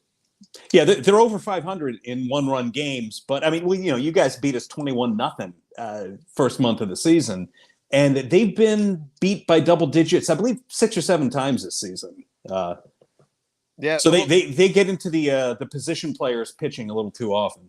What's interesting about that 21-0 win was I think the Cubs went on a 10-game losing streak right after right after it. Yeah, they never scored again. They did. They scored like only 1 run if they were lucky for like 9 games. Yeah, and Key Brian Hayes is quickly becoming like the Andrew McCutchen of your team, just a complete Cub killer. And so, I mean, you got to be excited about that guy. I mean, you got to be excited about O'Neal Cruz. I mean, some of these young names, Jack Sawinski has been really impressive, although he's fallen off recently. You know, Dan Vogelbach, ex-Cub farmhand, blocked by Rizzo. Yeah, he's a Met now. He just got sent out a couple of days ago. I did just see that. You're right. Yeah.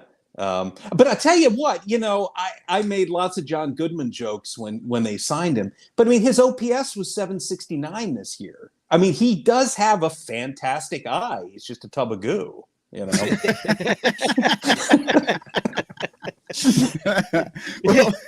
it does look like somebody gave John Candy a baseball uniform. That being said, we did see him hit a triple, maybe the only triple of his career against the Cubs. Yeah, he's got one career triple, and it was against the freaking Chicago Cubs.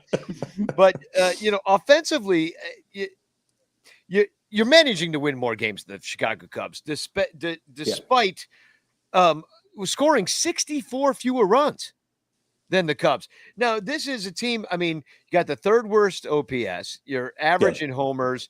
What did you write here? You got 5 players in double digits. But it's a weird average. Like you guys like Diego Castillo hitting 10 home runs. You're spreading it around. It just doesn't make sense. Vogelbach, Sawinski's back down in AAA because he's had this weird sinewy power that was getting the ball over the fence, but he just wasn't hitting the ball often enough. Chavis is in double digits. He's been a nice surprise. Yeah. So, you'd rather spread it around. You'd rather have like one guy pick it up when you needed it in that moment, but have them be within themselves, have some versatility in what they can do offensively. It's not a 3 true outcome situation that you'll take the contact. Now you look at your batting averages and you got to wonder, you want some of that to come up. Oh, it's gruesome. Yeah. I mean, and like a lot of these guys are people who, I mean, like Josh Van Meter does not belong on a major league roster, and even it's not like he's blocking a whole lot of 188, 260, 304. So looking, I mean, what's he doing out there? And he's got 150 at bats, Yeah. But spreading it around. I mean, I'm saying you got a lot of players. Like, there's very few teams that go onto a second page at this time of year, and it's all the teams that go onto a second page of stats for their offense. They're all really bad teams because they're like, well, next guy up. Let's try this guy. Let's try this guy. Yeah. And that's exactly what's been going on. You've had in the outfield, other than Brian Reynolds, and Gammel's been a pleasant surprise, but he's a 4th outfielder ideally. I've called him the poor man's Jason Worth to his face, and it cracked him the fuck up. That's great. Yeah, that's great. Like, I go, hey, you're the poor man's Jason Worth, and he turns around and he goes, meh. That's fair. Yeah, that's fair. He loved it, and then that was like the first day when he was out there, and then we didn't bother him the rest of the weekend because we're like, hey, he's cool. That's all you got to do, outfielders. Just laugh at our jokes. A good guy. It's all constructive criticism. If you accept it and take it properly, then we'll leave you alone. Yeah. So both teams strike out a lot. Just young teams flailing out there, can't hit the off speed yet or identify spin. And as I said, 64 runs. That's not. How are you in 3rd and we're in 4th? We've scored 64 more runs than you. And the pitch, not like it's great pitching. Well, 20 of them came in 1 game. So we really only scored 40 something more. But that's been a big part of it. that, a lot of this run differential has come in. There were 6 games. I added them up and I forget the number, but like the 6 blowouts, the opposing team scored over 100 runs in those 6 games. Yeah. And the pitching, when I looked at this rotation at the beginning of the year, I thought there's like 2 major league pitchers here, maybe. And it's been better than expected. It's not a good rotation, but it's been better than we expected. Mitch Keller has come around a little bit. Quintana's been looking very good. Oh, thank God we're not facing him. He carved us up, dude, and he was terrible. Yeah. The Buick was terrible. David Kaplan, a kind of famous broadcaster, been on this show a few times. He's a radio guy here in Chicago and TV too. He called him the Buick. So everybody here calls him the Buick because we wanted a Cadillac in 2017. We got a Buick. Yep. That's what happened with Q. He wasn't bad, but it wasn't what we thought we got. Yeah. But he's been good for you guys. And he'll be good for another week or so, probably. Yeah, until you trade him off to somebody else. And we never could get shit for him. So it's very frustrating to us. We never got shit for Schwarber. We never got shit for Q. I don't think we got anything for Vogelbach. No, we got Mike Montgomery, who, if you remember, was on the mound when the Cubs won the World Series in 2016. So we did get one thing for Vogelbach, if you recall that year. Was it that long ago that we got rid of him? Oh, because he went to Seattle and then I forgot he was in Seattle for Brewers. Yeah. So okay, never mind. Yeah, our team ERAs are the 5th and 6th worst in the major leagues, though. Yeah. And the Pirates, though, have the 2nd worst bullpen ERA at 4.69. Nice. And 4.23 is the Cubs, which is the 9th worst. The Cubs and the Bucks, though, their bullpens are taxed. Yeah. I mean, the 2nd and 3rd most innings pitched. So both teams have, in the counting stats, have given up a lot of homers and strikeouts and bases on balls. And you got to feel like it's just getting to that time of year that they're like, please, just like 2 more months, you make it stop. But and the Pirates have the most errors. So what do you attribute that to? I think one of the things that just drives me nuts is that it seems like every night the lineup is pulled out of a hat. And, you got to have like one Diego Castillo or Cole Tucker kind of guy who will just play all over the field where you need him. But they do that with half the team. There are like 5 guys who have played significant time in the infield and the outfield this year. And unnecessarily, we get the same thing. We got Bodie at 3rd sometimes. We got, so then they put Wisdom out in left for some reason, and Morel will play anywhere. Getting back to pitcher for 1 second, do you think the Pirates are shopping Bednar? He's been pretty shut down at the end of. Terry E asks that. Yeah, I'm thinking not, because I'm thinking, with the 3 wild cards, it's not insane to think we could be in the mix next year. 2 years at most. And, because there is a lot of talent coming up. And, if you're 500 at the break, you've actually got a shot at this point. Well, you know why? Because you know who your farm director is. Look at my hat. Yeah. Look at my hat. John Baker, farm director, on the Baseball Reference page. Yeah. So, and by the way, John Baker Day is in 5 days. Oh, congrats. Yeah. Well, now it's a Pirates holiday because he's your guy. Do we get to him as a Pirates fan and be like, hey, do I get to sing the song now or no? Yeah, sure. Oh, well, I'll give you your own part. I could use another backup harmony. Okay, definitely. Right. On the album, there's a flute part, which if you could figure that out, that'd be really cool. Those of you watching the show have to know. Well, in fact, because people are watching, you just plug your shit now. Like, what are you working on right now musically? Yeah, he's a great guitarist. This is, it's funny, since COVID kind of put us all in the closet. I haven't been working on a whole lot, but we just put out the 2nd album with my wife's band, Dark Beauty. darkbeautymusic.com. It's kind of a proggy, gothy kind of thing. And ever so slowly working on some stuff with Jaded Babies, which is kind of the goofy, the stuff that we used to play with Danny's bands back in the day.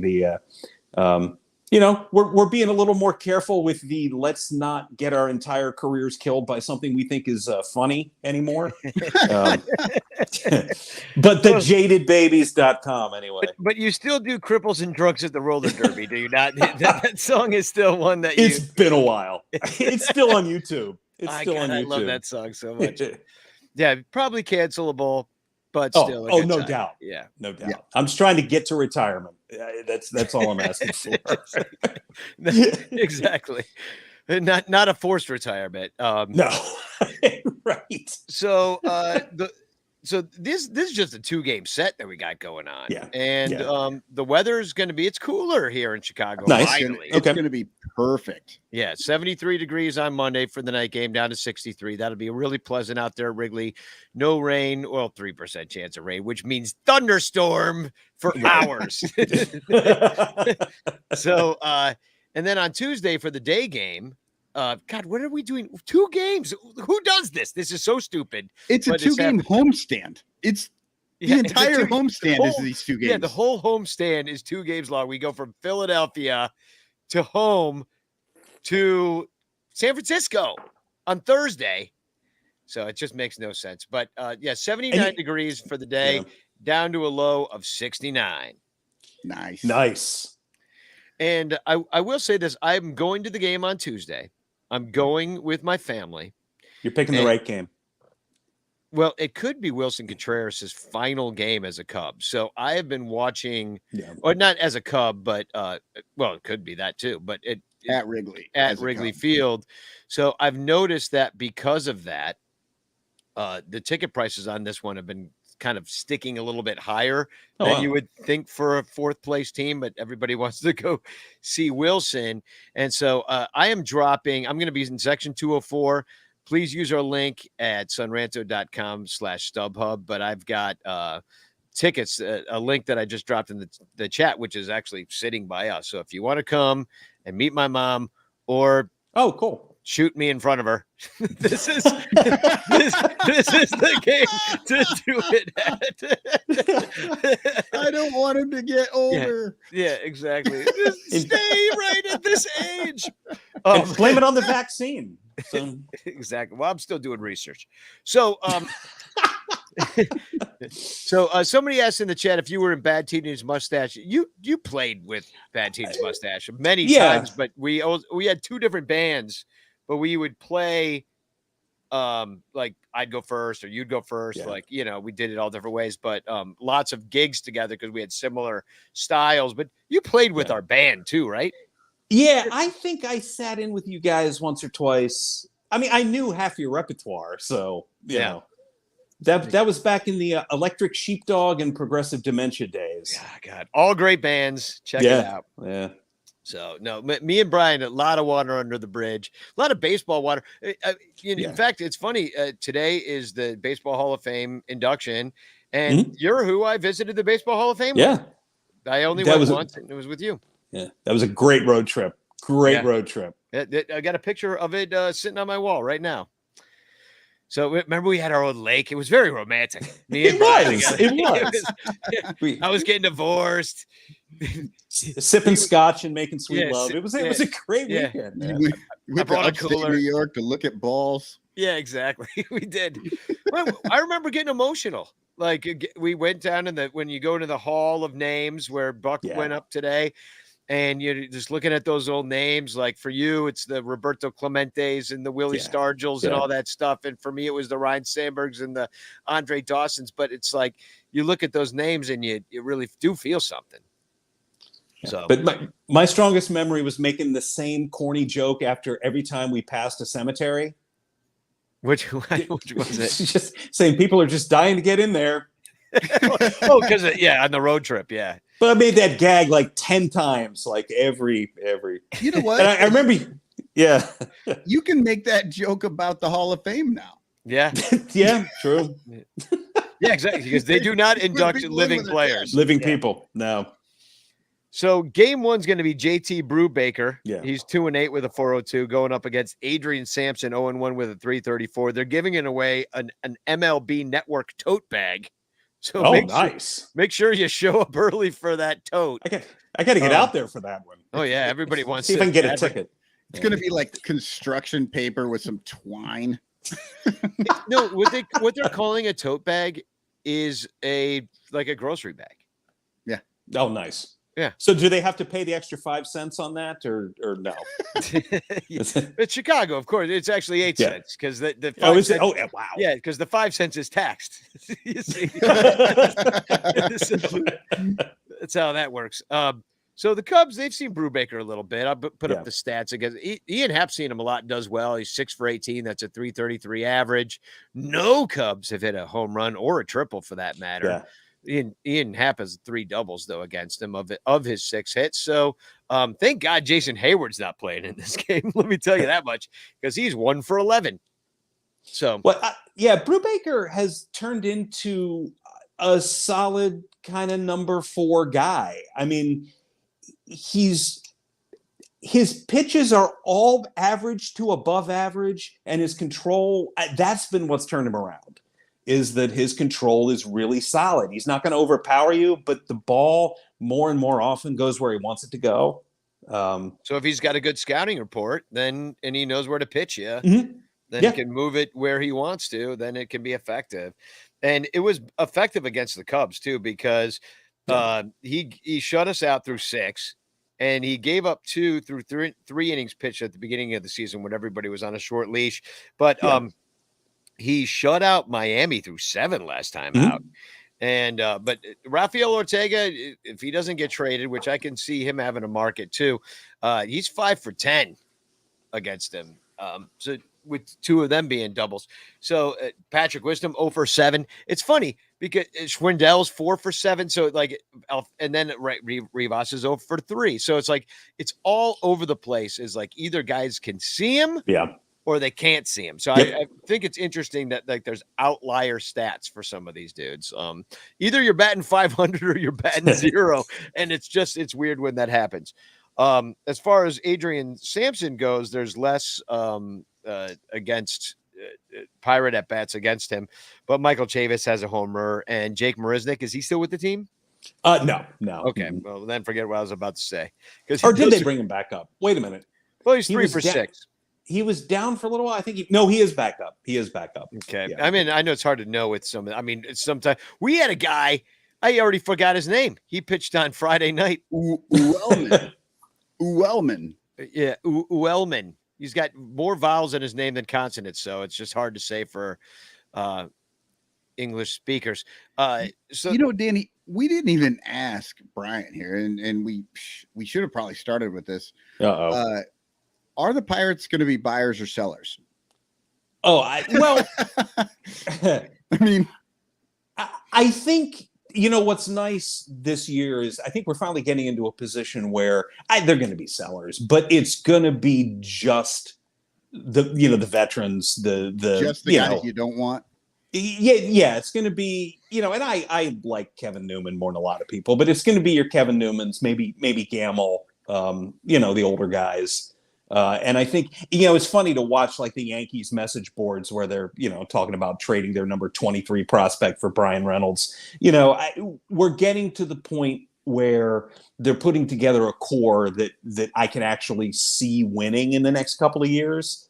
This isn't a juggernaut team, but I think while we are going to be selling, it's not going to be the fire sale you've seen in recent years.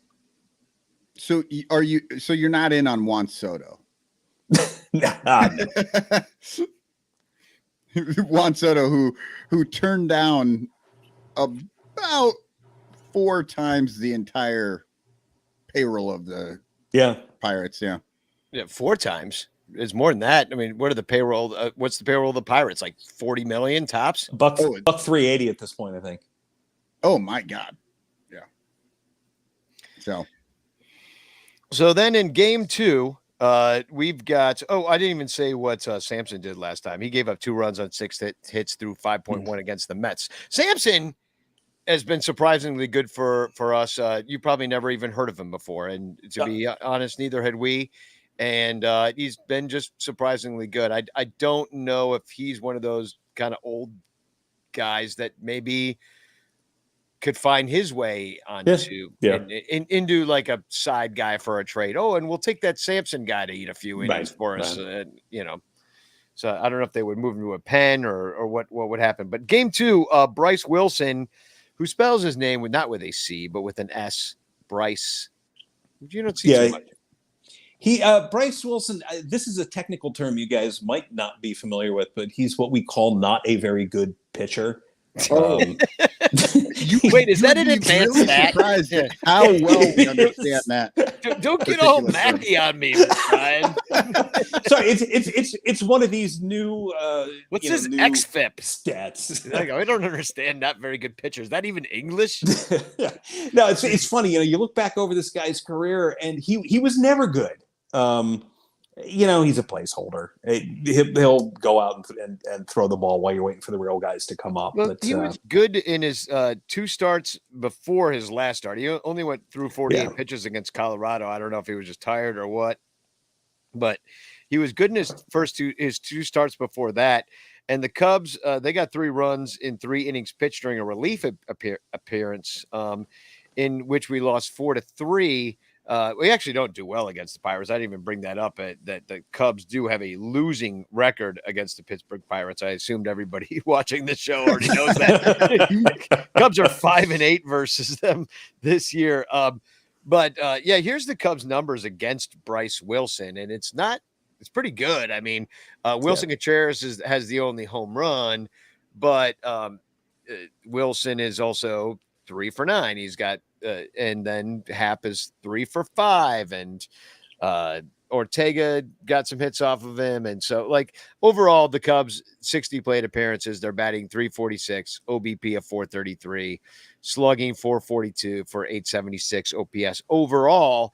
So, I mean, you'll take that. And as you said, that is what's the term again? Not very good pitcher. Oh, right. Sorry, I got to get used to these advanced stats.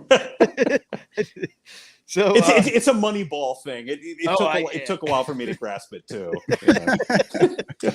So then Keegan Thompson's going out there for the Cubs.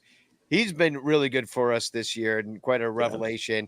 7-4 with a 3.43 ERA. Keegan has pitched exceptionally well against Pittsburgh, giving up only 1 run in 15 innings pitched. Ouch. Over 3 games against them, and it's 16 strikeouts to only 2 walks. Now, I know you guys don't walk a lot, but and we strike out a lot. So really, I mean, so shouldn't come. Keegan's your man. Really. You're going to get Keegan extended. Last time Keegan went out there, he gave up 5 against the Mets, though. So it was one of his worst outings of the season. And Reynolds kind of owns him. So that's just so we see what he does against a major league lineup. We'll see how we do. That's a whole different discussion.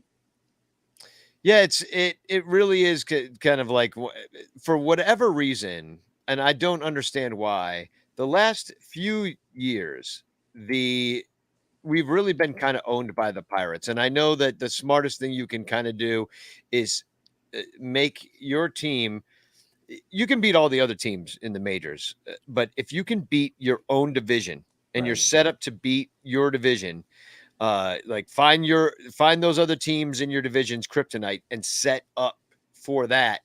I feel like you can do a lot better than you maybe would have otherwise.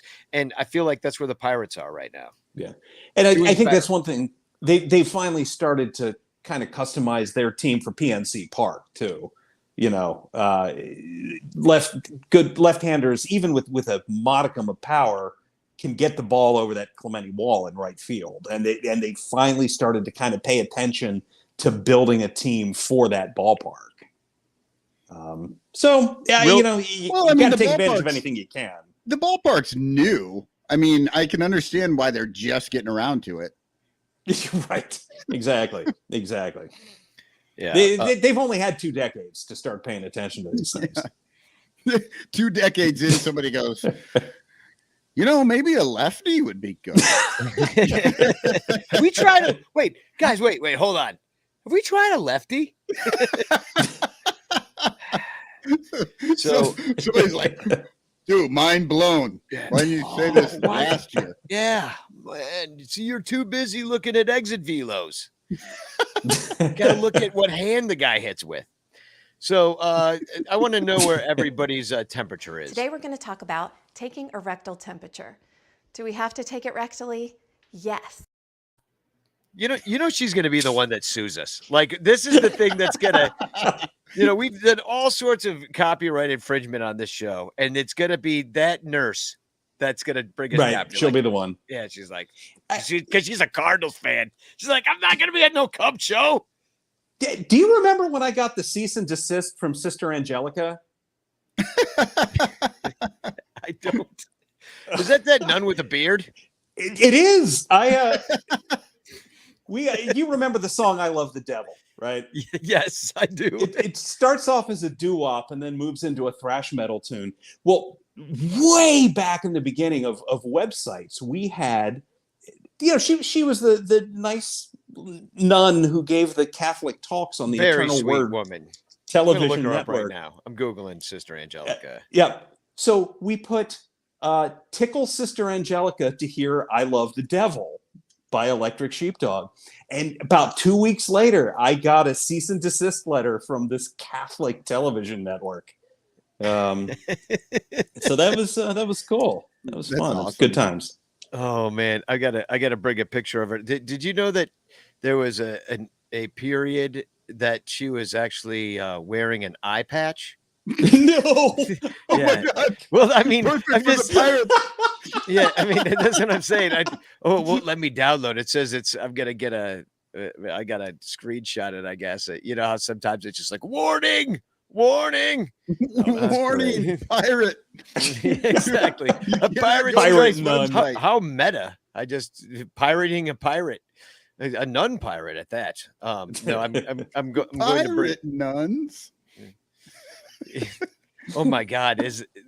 I'm gonna do a mashup of Pirates of Penzance and Nonsense and make $1 million.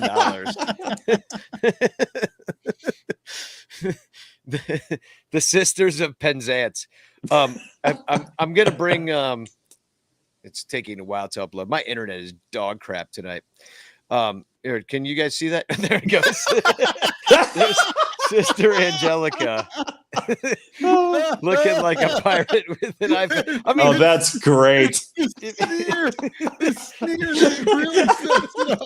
She looks like Elvis. She's got the Elvis sneer on. It was so good. Good stuff. Got that Billy Idol thing going on. That's great. I'm just nunning in the dark.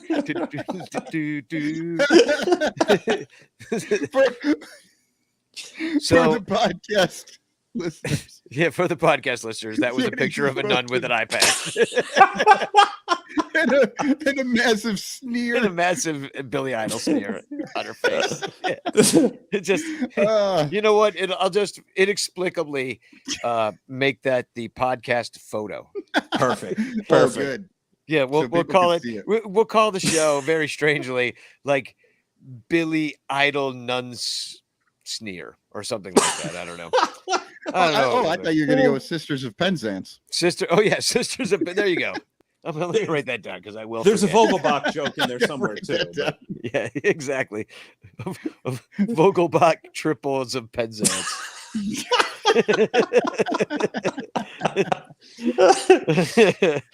mean, you got to keep it Cubs related. I mean, it's brand. Yeah, fair enough. You got to brand this thing. Anyway, how do you feel this is going to go? This series, I'll take a split. I win on Monday, lose on Tuesday. I'm going Tuesday, so that's fine with me. Yeah, let's see. Let's see. We'll go 3-1 win on Monday, and then on Tuesday we lose 16-1. Yeah. Oh, I want to see that. Yeah. Bryce Wilson gives up 9 runs in 2 2/3, and you've got Josh Van Meter pitching the 8th and the 9th. Well, I will not be fooled again. This Cubs team is going to sweep. Oh, They're gonna stretch this to a 6-game winning streak. the It'll be 2-game the sweep. longest streak that they've had in probably 3 years. Yeah, I like a Cub sweep here. I do. All right. Yeah, I think we take both.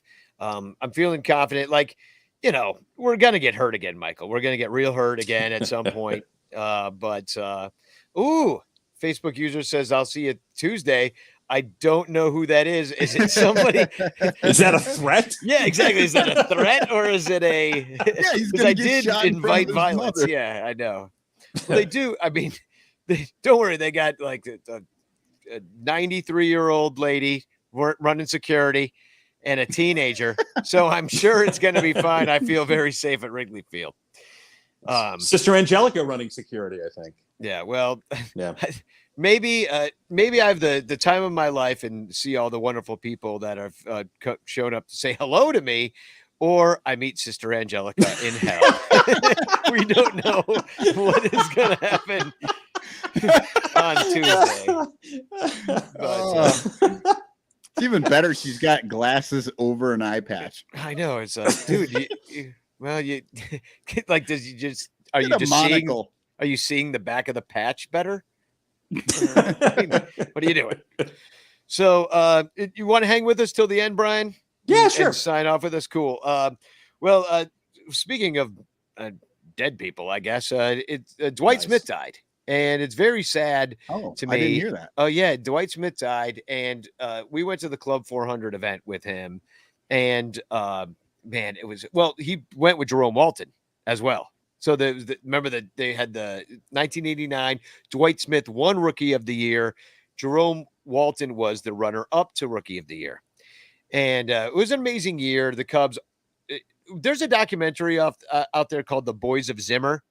And if you haven't Yes, seen I've it, seen check it out, and you'll kind of get a lot of like the flavor of that team. It was a very exciting team. I was, 15 years old, and just like, it was very influential team at the time. They lost in the playoffs to the Braves, as you did back then. That was Didn't we back all? that was back in the day when anytime the Cubs made the playoffs, they made a fucking documentary about that team. Yeah, exactly. So Like, this you will be lost the in year. first 'Cause round, we don't care. We're making a documentary. Yeah, we're making it. Well, and it's also back in the day when the Atlanta Braves were in the NL West. Right. Oh, right. Right. And the Cincinnati Reds. I was gonna say they were there with the Cincinnati Reds, Yeah, weren't they? Both Yeah. teams east of us were in the West. So just lots of weird things were going on back then. But, Dwight Smith, he sang the national anthem. It was a really fun team. They had a good mix of, the Schwan Dunstons and the Ryan Sandbergs, and Dawson was still on that team. And so just a lot of fun. But Dwight Smith was a big part of that. And, well, he died. And so I got a little audio I'm going to play. So check this out. But this is beautiful, and this is what it's all about. That's what life's all about. You only got one life. And when you can go and go to bed and say, I made so many people alive because of what I did, that's priceless. But this is beautiful, and this is what it's all about. That's what life's all about. You only got. Sorry, it's playing again. So, that's Dwight Smith at Club 400. And he was so taken aback by Cubs fans being all there together. And he was also, well, let's just put it this way. Crawley is the proud owner. Crawley is the proud owner of Dwight Smith's empty bottle of Hennessy that he drank at the party. So if you could, it's like I did listen to the end of what he said there a couple times, because not only does he have a pretty thick Southern drawl, but he also was shit faced. Like by the end of that night, like everybody was red eyed, and like it was a lot of fun. But either way, that guy, you've got to listen to the podcast that was recorded that night. Jerome Walton doesn't talk a lot. It's all Dwight Smith, and I don't know if a lot of people know this, but like Dwight Smith and Jerome Walton were 1 and 2 in Rookie of the Year. They also had until last week or just a couple days ago, lived only a couple doors down from each other in Oh, that's Atlanta. cool. And Oh. Dwight called Jerome and said, "Hey, I got a house for you. This place just went up." And, so they were tight like that. Dwight Smith's son is playing in the major leagues. And Right. so he's still, he's only 58. And I don't know what happened, but, you got to listen to this podcast. And I just dropped the link in the chat. You just look up Club 400 Radio. It's club400radio.podbean.com. You could also, but that's the uncensored. You got to find the uncensored version. Trust me, you need the uncensored version. Dwight Smith probably dropped more F-bombs than we do in a year on this show. So, and we've had a few shows where we drop a few F-bombs, but but luckily we do massive editing on this show. You should hear the uncensored Son Ranto show. It's 4 hours long. We're live, right? And it's all F-bombs. Yeah. So we're gonna have the Bleacher Bum Band karaoke party on August 7th. That'll be post game. That's a Sunday. So come on by. There might be some special guests, but we don't know. I'm not promising anything, but it could be that people that are not traded might come. We don't know. We're just going to try to throw a big party and see what happens. And also, tickets go on sale for Club 400, who Dwight Smith was just talking about how wonderful we all are as Cub fans. Tickets go on sale for Cubapalooza, which is a rooftop party. All proceeds go to benefit Club 400 to keep everything flowing, and he can re-glue the bobbleheads you drug people break back together after the party. It's like it's costing him millions in Elmer's glue. So tickets for that go on sale tomorrow, I believe. That's what was announced anyway. So Captain Cubbo came on the Ranto Roundtable. And I freaking love Roberto. His Clark Kent name is Roberto Ramos, but he's Captain Cubbo to us. So we were talking back and forth about he wants to like be more superhero like. Remember in the 80s when they'd have like the Superman cartoon and he'd come down and give people good advice. So he sent me something, and let's see. I haven't even watched this yet. He literally sent this to me while the show was going on. He's late, but maybe that's a superpower. He's just a little bit tardy. Okay, Cub fans, you want to be like me? Eat plenty of sausages and drink Club 400 beer. And you too can have the Cubby Blue running through the main veins.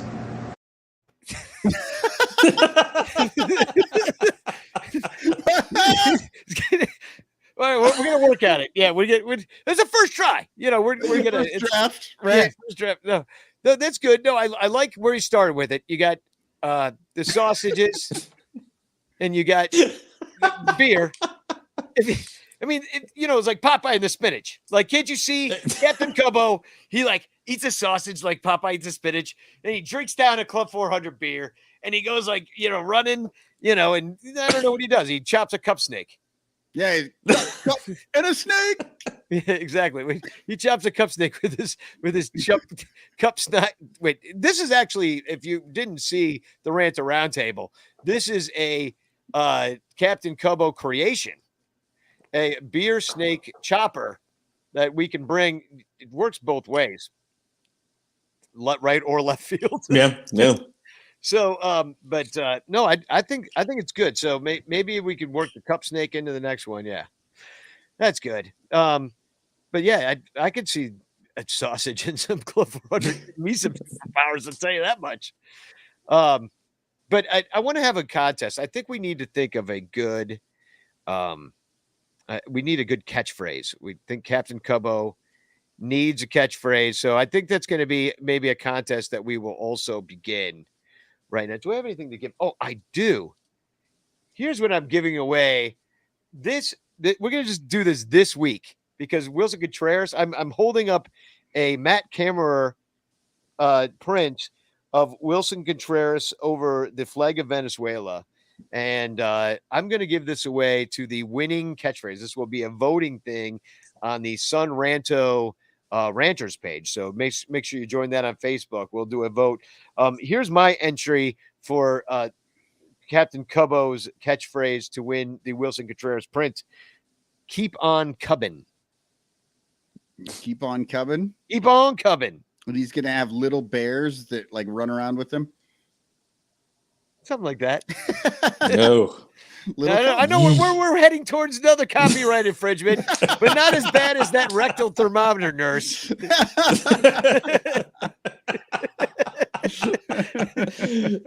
We showed her face. This is just we got bears. Bears exist in the world. She's talking about, you can't copyright a bear. You can't copyright bears. They're literally actual animals. It's like saying you can't copyright a bear yet.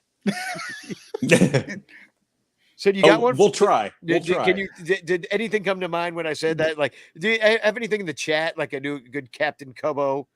Oh God. Well, think about it. I mean, I've been putting you on the spot here. I know you really did put me on. I was trying to think of like something that was like a little like double entendre sexual. I tried my best. Oh, it was Cubbo. Facebook user. Oh no! That's wait. Is Facebook? I want to know who his Facebook user is. That's his motto. I tried my best. Yeah. I'm like, is that a motto entry, or is that actually Captain Cubbo telling me that he tried his best to have a phrase? No, I think we'll come up with it. So, I think that could be the motto for both of us this year. I tried my best. John Pincus says, "Yeah, exactly." Well, you guys are at least doing better at trying your best. Like the John Pincus says, the Beatles copyrighted a fruit for 40 years. True. And the Chicago Bears is already copyrighted. Yeah. Sure. Yeah. But Everett Yoakum says that was naughty. I don't know what was naughty about it. So, all right. Oh, Al Cabonia. I was trying to think of like a sexual double entendre, like I'm cubbing, I'm cubbing, I'm cubbing. I'm cubbing. I like that. That is not my entry, though. My entry is keep on cubbing. That kind of works as a double entendre if you're, well, we really want it to. Yeah, we would think that. Yeah. Facebook user says, "Don't vap. I'm your peanuts." Sure. We should do that. Or maybe Everett Yoakum has it. Maybe it's that was naughty. Maybe that was his entry. Smacks him with that giant hand. Yeah, that was naughty. Chop. There we go. All right. Well, we always this hasn't gone off the rails. Yeah, of course, as we do. So, well, let's keep going off the rails. Do you have you already used your TFC up, correct? No, I have one more. I have another. Sorry, I just showed the none with the iPads for the podcast users. It's just too good to not show. You know what? It's as funny as the umpire that fell on top of the catcher. Joe West fell on top of God. Who was it? God, who was the guy? Who was on the Mets? Yeah. Oh God, when he falls down, then he has to push himself up. And the dude was come help him. He's like, Joe West is on me, and he can't get up. He's like, Joe West is hitting his medical alert bracelet. Help me! Help me! He's like, he retired literally 3 months later, I think. All right, here's my TFC. Apparently, Phillies fans don't just boo. They go to the internet to just get crazy. Fly Eagles Fly 491 says, "Not a sweep, you fucking retards. It was by one, you Providty team fucking retarded, calling us Providty. At least we ain't 38-57. Suck on a beer bottle, bottom feeding losers." And then he wasn't done. He had to make another one. Hope fucking pirates fucking whoop you fucking big mouth assholes. Hope they humble you idiots. Good. So somebody was a little upset. I can't believe you found my Twitter. I'm sorry, guys. I didn't think you'd read it. I think you that was it by putting it Phillies instead of Pittsburgh. Yeah. I'm pretty sure that's the guy that fell off a light post at the Eagles parade. I'm pretty sure it's the same dude. I'm almost positive. So, all right, I've got this. So I was having fun. I was going through some photographs the other day, and I found this picture of me, my sisters, and my cousin, and I posted it up around. And it's pretty hilarious, like, because what I look like in this picture, and I'll describe it for the podcast people, is like I am wearing basically some camel toe shorts right there. Like it's luckily like you're hiding that camel toe. Like luckily my hands are in front of like what's good, whatever, like 14-year-old. No, I was like 10 here. And I'm wearing like red stripy shorts pulled way over my belly button. My stripy socks are up to my knees. I'm holding the baseball bat. I got a blue, but basically a nacho helmet on backwards. And I'm wearing like a number 14. It looks like San Diego Chargers V-neck. Yeah, that's what I was wondering. At first, I thought it was Ernie Banks, and then I was like, that looks like a Chargers shirt. Yeah. I don't know what was going on there, but I've got the matching socks, so I was really working. Yeah, but you don't have the matching shoes. No, no. Well, I mean, come on. Those one shoe is black, one shoe is white. Those are blue light specials. What are you gonna do? Well, you just stole the display ones. Yeah, just exactly. There's the one that wasn't attached to the display. Yeah, here's the right one. Here's the left one. The clerk fucked up. So anyway, I'm having fun texting pictures to my cousins and my sisters last night. And so I decided I'm like, I got the gear. I could kind of recreate this. and I recreated it, and I recreated the picture like, those people that recreate old photos of themselves. And I thought this was kind of funny because I put it on Facebook, like my regular Facebook, so that all my family and friends could see it and all my old friends from the theater and stuff. And I wrote, Cubs fans don't age. And basically, these photographs are taken 38 years apart. Okay. Yeah. So, but then on my Facebook page, this guy's a Cub fan too. Gregory Smith says, change is scary. but the only way we can reach true human potential, don't stay stuck forever. Time is short. Somebody hit you with Not like full-on philosophy. Yeah. Well, I tell you, time is not as short as my shorts in this picture. I'll tell you that much. My shorts way shorter than time. Time can be long. So I do have one more, and this refers to Kyle Schwarber, who plays for the Phillies now. But this is one of the from a Phillies. This is from it. Did I already put this up? Yeah, we talked about this on the last show. Okay. All right, never mind that. He both sides to cancer. Yeah. Kyle Schwarber stood up for everyone on his side during Stand Up to Cancer tribute, and El Capitan says, "So he is racist?" Yes, I guess so. Yeah, sure. Yeah, sure. Why not? When in doubt, put up the sister. Oh my God. That'll never not be funny. Oh, it's always good. That's gonna be that's my Halloween costume this year. Yeah, no, that's a good one. I wonder if she literally looks like Droopy Dog. If Droopy Dog was a nun, I mean, she got the jowls for days, and I think it's probably pronounced by the fact that she still wears the old fashioned habit. So like the habit kind of pushes her face kind of forward, making her jowlier than usual. And I mean, and you're a nun from like what 16 to 80. Yeah. Man, that's going to be a lot of. It's like those people that stretch their necks. It's like or to give themselves one of those giant lips. It's similar. I'm just saying. Like people get the ear stretchings, and they think like, "Oh, this is fine. I'm 16." Well, what's that gonna look like when you're 90?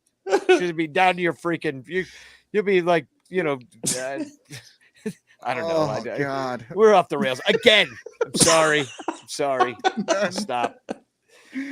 Always with the nun. Yeah, it's too funny. Oh, man. So, all right. Well, we got to pick a winner in the chance contest. Hashtag chance in the chats. And I will share my screen here once I remember how to do it. And all right. We're going to go here and we're going to go here. And there it is. Okay. Oh, good job. Hashtag chance. This is your last chance. Okay. And round and round and round she goes. Where she stops, no one knows. Round and round and round she goes. Where she stops, no one knows. Round and round and round she goes. Where Alex Anderson, winner and champion. Congratulations, Alex. Seriously, congratulations. Expect a Frank Chance postcard in the mail with a message of love. Congrats. Yeah, congrats. Brian, thank you for coming. Good luck. Always a pleasure, man. Good luck to your team. I actually, at this point, honestly, I think the Pirates, unless the Cubs decide to spend for once, I think you guys are ahead of us, prospect-wise. Oh yeah, I think at this point, yeah. I mean, I do feel we've got a solid team coming up if the pitching can hold together. Well, hopefully it's not on Tuesday because I want to see a blowout. Yeah, I think you might. So, Spagog, everybody, we're coming back to Wrigley. So I think the song I'll play. So we're going to be there a very short time, but we're still doing it. Spagog. Yeah, as David Kaplan would say, Spookog, or go Cubs backwards.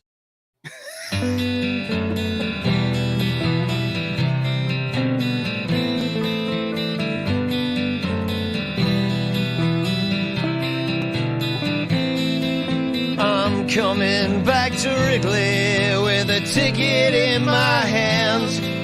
No ring upon my finger because I am just a fan.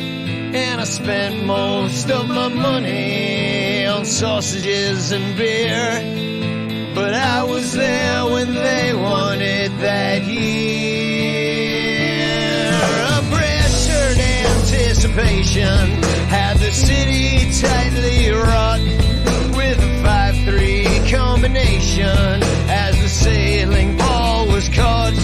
Half a dozen generations who would live to see the day the Cubs would take the season all the way. Now we're coming back to Wrigley. We're coming back to Wrigley, where the ivy will start growing and the April winds are blowing in today.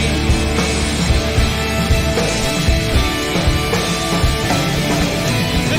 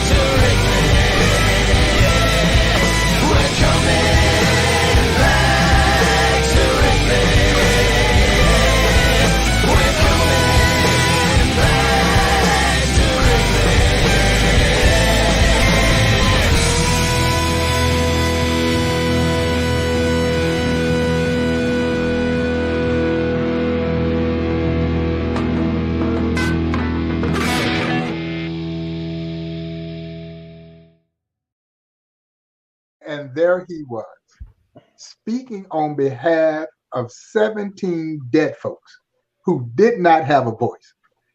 When the world was saying, this should be your Hall of Fame speech, he's there speaking on behalf of those who didn't have a voice. And guys, I still say today that it was one of the most selfless acts in American sports history. And then a little over 2 months later, old Buck passed away himself at age 94, a month shy of his 95th birthday. And so, yeah, there are things that the grace and the dignity that this man displayed in the face of defeat was just absolutely amazing. It perhaps was his finest hour when I go back to February of that year on how he handled the news of not getting in, because I had to tell him. I was the one that broke the news to him. And I'm not lying. I was literally on the verge of tears when I had to sit down and tell my friend that he didn't get enough votes to get in, because I really believe that he thought he was going to get in and that this was going to be his swan song. He was sick and he never let on to us that he was sick. Never said a word, never complained, not one day. And so this was going to be the thing that would propel his museum into perpetuity. He didn't want it as much for himself as he did for his museum. And so when it didn't happen, I had to tell him. And then he would go downstairs on our Field of Legends, and he delivers this amazing concession speech that day. And what he did was he literally implored all of us not to be angry, not to be bitter, not to express any ill will toward anyone who had anything to do with this decision. He said, I had an opportunity. And in this great country of ours, that's all you could ever ask. They didn't think old Buck was good enough. We got to live with that. But if I'm a Hall of Fame in your eyes, that's all that matters to me. Just keep on loving old Buck. And I had to remind myself, and I think John mentioned this earlier, that for Buck not getting in the Hall of Fame pales in comparison to some of the things that men like him had to endure in this country. Yeah. And so when we talk to our young kids, particularly my young ball players, and having them understand the love that they have for this game, think about this. They could ride into a town, fill up the ballpark, and yet not be able to get a meal from the same fans who had just cheered them, or not have a place to stay. So they slept on the bus and would eat their peanut butter and crackers until they could get to a place that would offer them basic services, but they never allowed that to kill their love of the game. So if I've got to sleep on the bus, and if I've got to eat my peanut butter and crackers, then so be it. I'm going to keep playing ball. And really, that's the winning spirit that this museum embodies.